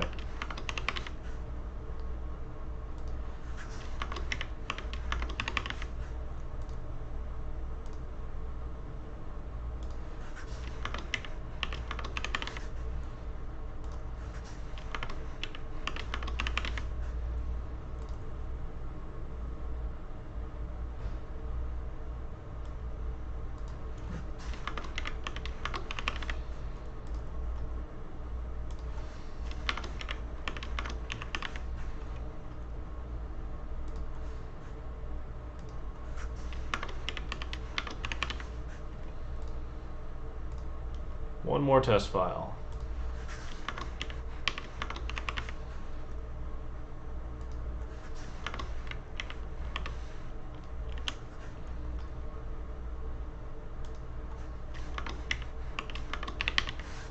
Okay.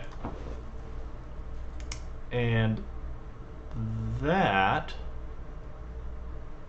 hopefully should work. So let's see if our logs are actually in the correct spot now. Let's delete that log. Let's delete that log, and let's see, and honestly we can delete these logs, folders, because they should be created. Right? Okay. Let's run it.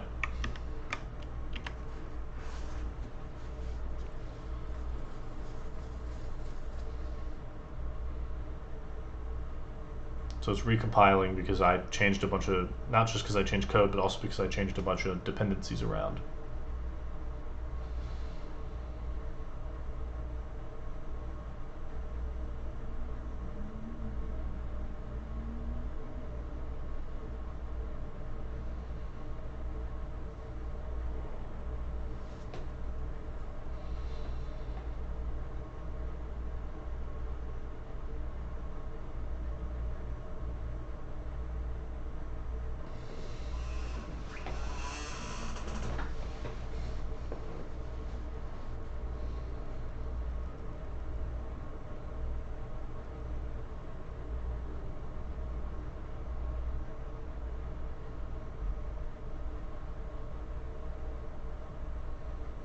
Okay, so we have log folders, and now they won't have anything in them yet because I think the test should run first and then the logs will be created, right? So the tests are running. And now that that's finished, these contain log files with the correct logs in them. Awesome. Sweet. Okay, I'm fine with that. Let's see, we are at 210 and we still haven't started the REPL. Okay, I think what I want to do with this video now is go ahead and fix the screenshot issue, so that screenshots are going in the same place as logs, and then we'll have to do the REPL in the next video. Sorry about that, it just took too long. Okay, so now if we go to the interpreter, oh, and you know what? We need to make sure our tests are still running as well. Let's run cargo T.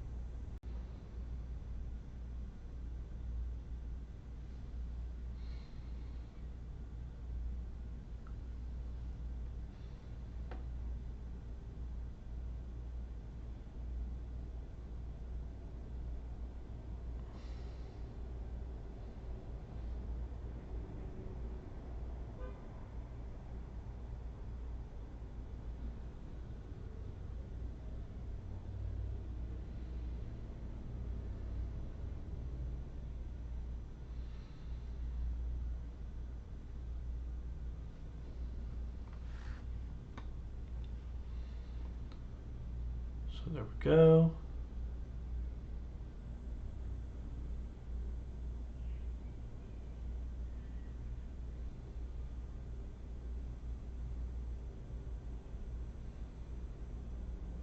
Yeah, so these tests, we'll keep going while these tests are running because they have to time out, so they actually do take a minute. Okay, now in the interpreter, if we look at the screenshot method, oh, search over here.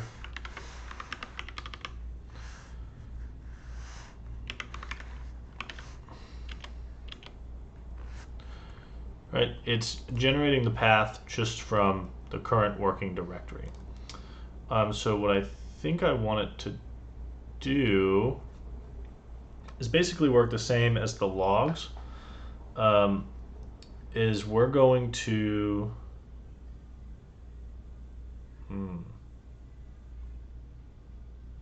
okay, so this is troublesome because the API for taking a screenshot with Selenium is you have to give the screenshot method a path for where to save the screenshot. Now, what I'd like to do is just take a screenshot. We could save it in the current path, remove it, and then redo it in the log. That's troublesome.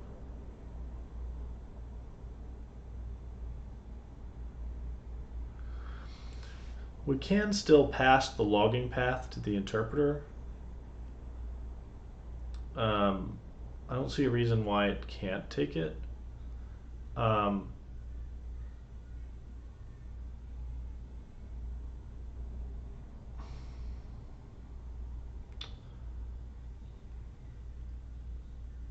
And then I guess it would make more sense since the interpreter would already have the path to. So right now, the run command uses the buffer from the interpreter to write to a file.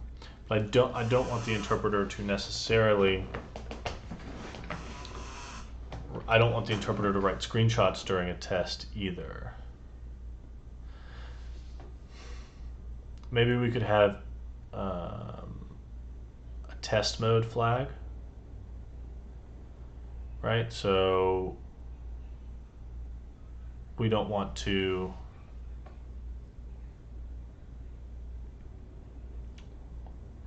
just a flag for whether or not to report. It's probably a good idea anyway. Where do we want to do this? Let's look at the 34 API, because I do sort of like the buffer solution. So if we look at 34, go to documentation.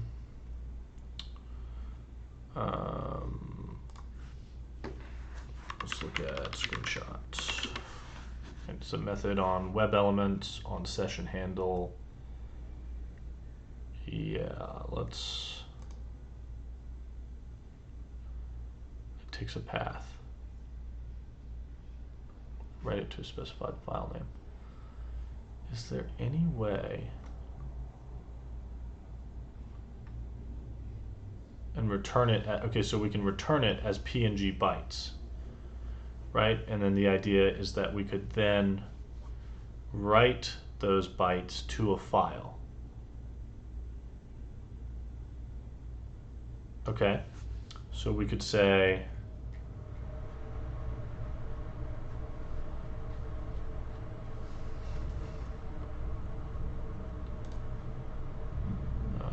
these tests are going great. So in the interpreter,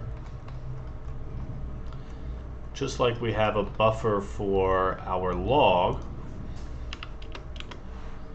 we could have a buffer for our screenshots. So we could say screenshot buffer, and that's instead going to be a vector of vectors of U8s, right? And that's basically representing, so the the screenshot is going to be this vec of U8s. That's going to be the bytes of the PNG file, and so we want to have a vector of PNGs. And then what we can do is in the screenshot method, okay, screenshot buffer is going to take a vec new, so we'll just do that. I personally don't think this is any easier to type than vec new. I don't know if I think it's actually just equivalent to vec new.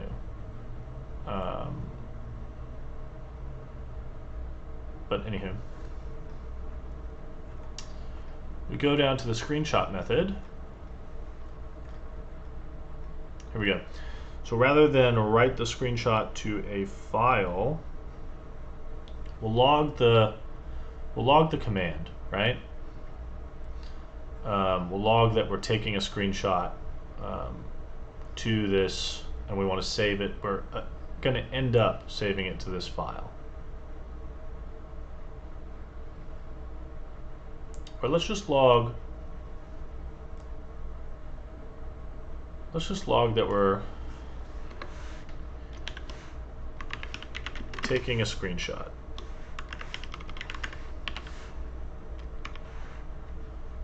Right? And then we can get rid of that.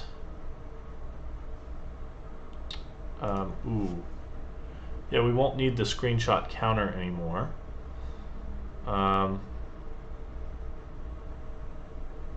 Path new and yeah, so rather than doing all this, we can say let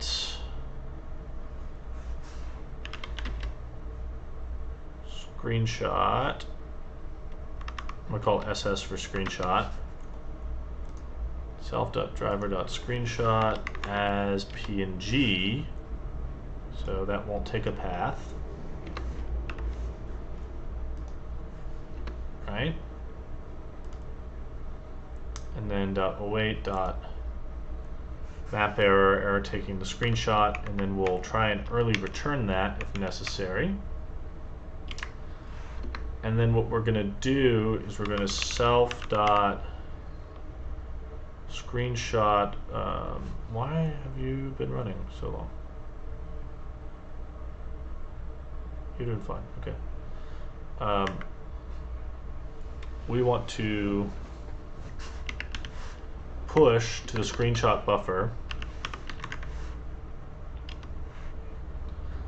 the screenshot we took, right? Because if we look, this is going to be a vec of U8s, right? Then we want to return OK. And we don't need a screenshot counter anymore. And we don't need a path anymore. Yeah. So we can go up here. We can get rid of the screenshot counter. And instead, what we can do, what's your problem? Yeah.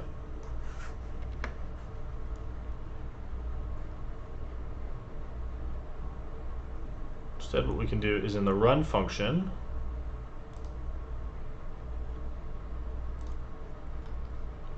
just like we're writing our log buffer to a file, then we'll say for screenshot in that's going to be interpreter.screenshot buffer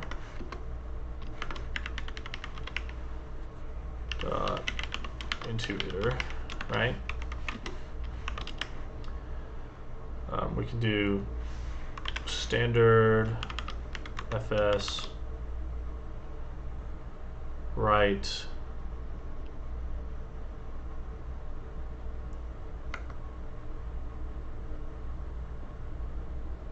here we go.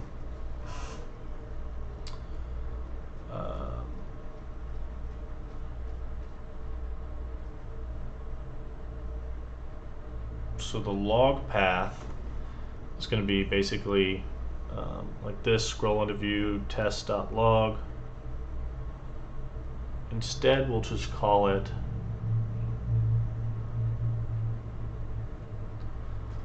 we'll say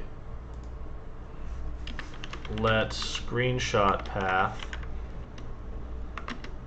equal log path dot split.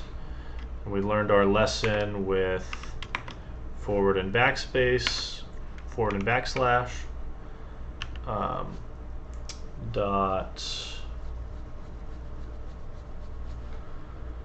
we want to basically remove that last one, right? So filter, we'll say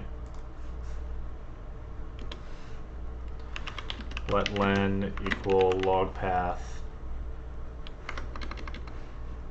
dot split that dot count, right? And we want to say filter dot enumerate dot filter,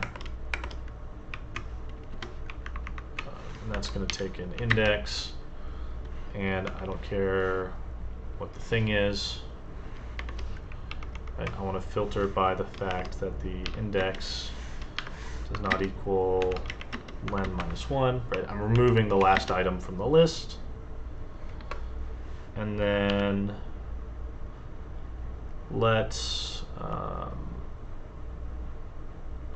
collect that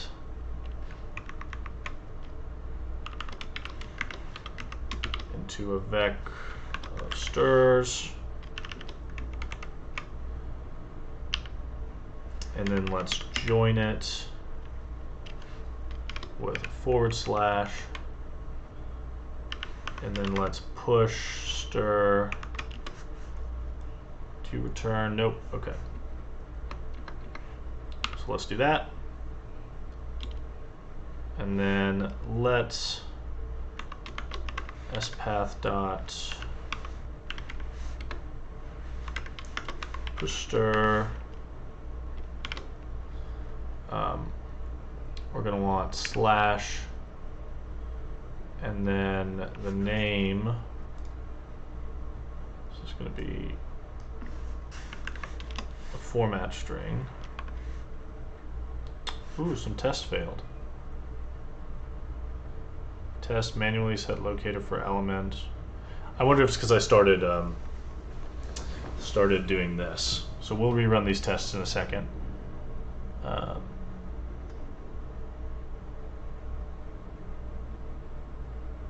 Could be because they just didn't execute. Sometimes it doesn't want to execute when you're running it. Like it feels like pulling it into focus causes it to execute. We're gonna have to work on that. We're gonna have to figure that out. But anyway, we want to push now format.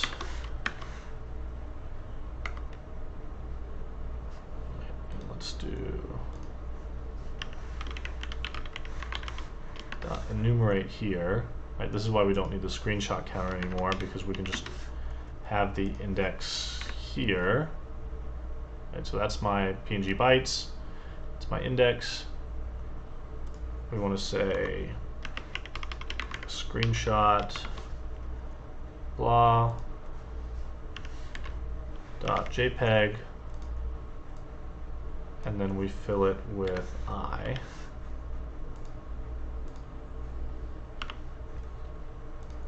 Right, and then we write to the screenshot path the screenshot bytes. Does that work? What's your problem? Types U size. Oh, and then I have to drop the indexes. Dot map. I know this is basically copy pasted code from the other file. We're going to do refactoring of this later. I just want to get it working right now. So basically, we have the index that we don't care about, and then we have the text. It's not text. Oh, it is text. And then we just want to have that text. Bar spath is mutable. That's fine. Let mute spath. Bar of moved value. Deref coercion to string. Clone.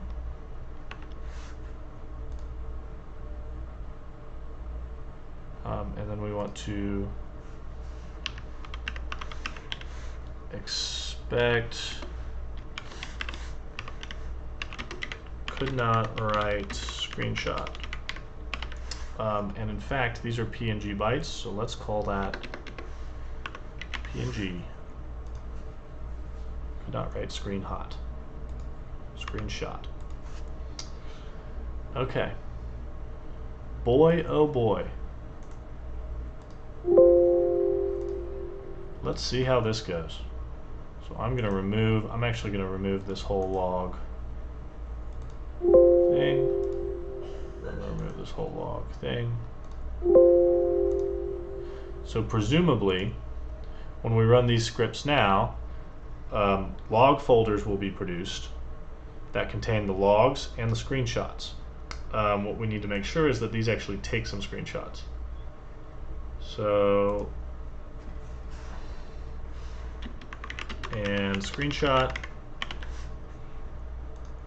great.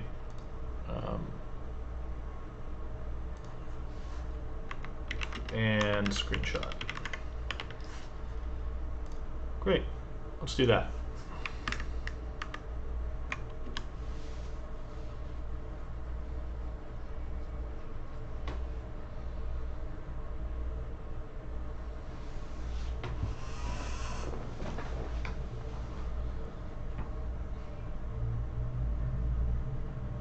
Okay, so we created log folders. Should have nothing in them. And then register some web drivers.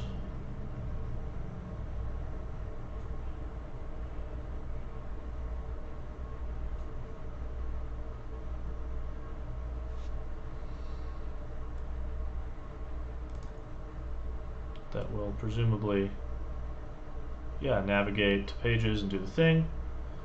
Okay, so we didn't get an error. Oh, and look at that. We've got logs, right? And we've got logs. Great. And then we've got the screenshots, not exactly in the right place, but we're getting there. Why do you look like that?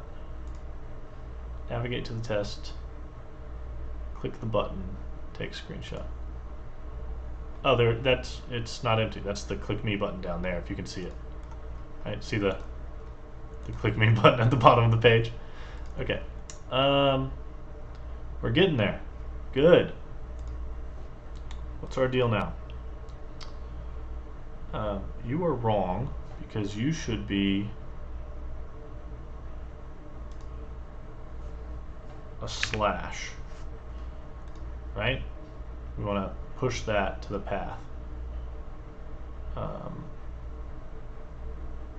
And we want to do I+1, right? Because the index is going to start at 0, but we don't want to start our screenshots at 0. So let's do I+1. And then we'll have each script take a couple screenshots so we can verify that. So let's have this one screenshot twice, and screenshot. And let's have this one screenshot twice. There we go. And let's sort of delete our log folders and the screenshot. Let's delete our log folders and the screenshot. And now when I run this,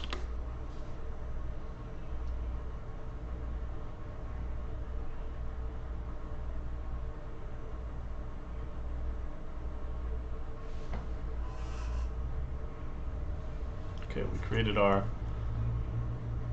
log folders, which have nothing in them, right? And then we should launch some browsers here momentarily.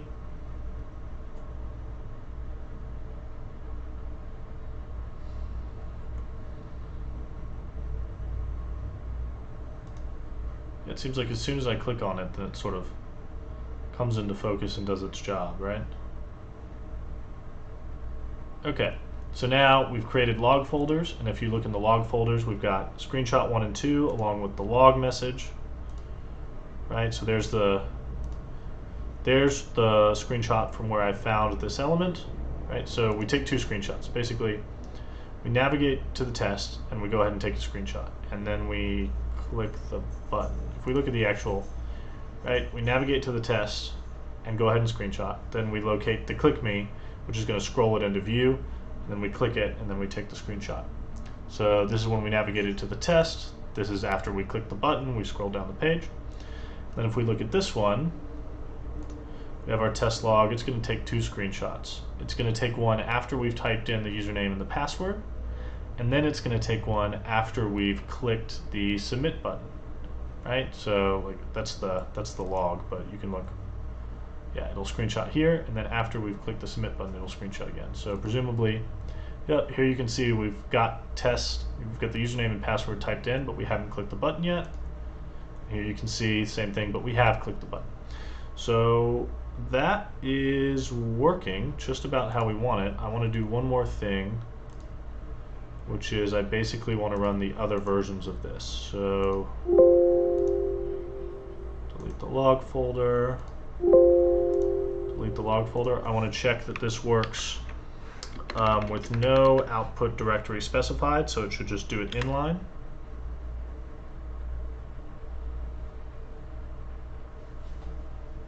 right? So adjacent to each script should get the screenshots in the report. Yeah, I think focusing on it makes it run faster. We gotta figure. Yep. Okay, so that all went in the right place and executed fairly quickly.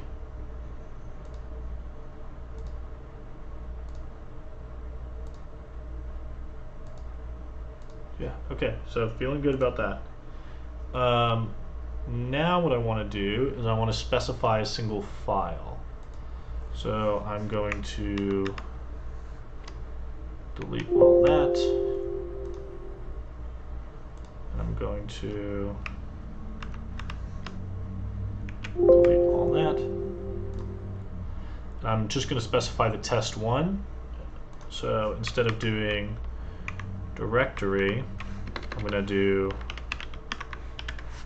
file path,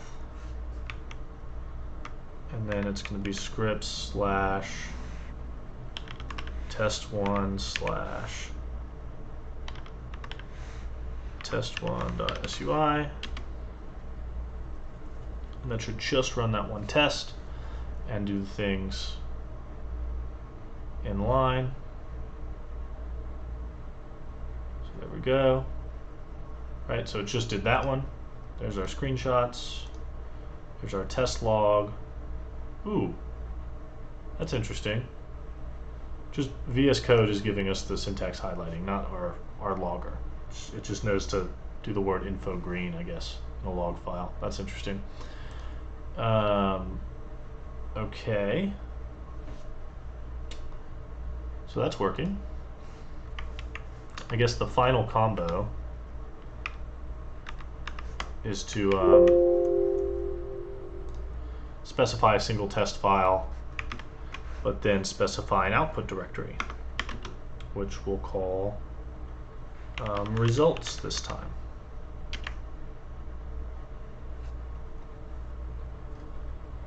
Right, so you can see it created the directory results. It's executing the test, and now that it's done, you can see we have our screenshot, and our log. Great. Okay, so this is working pretty much how we want it to. Obviously, we want to clean up the code, but I think the CLI is doing its job. Next time, when we don't spend 2.5 hours implementing a CLI, we will implement the REPL, and that's going to be really exciting. See you then.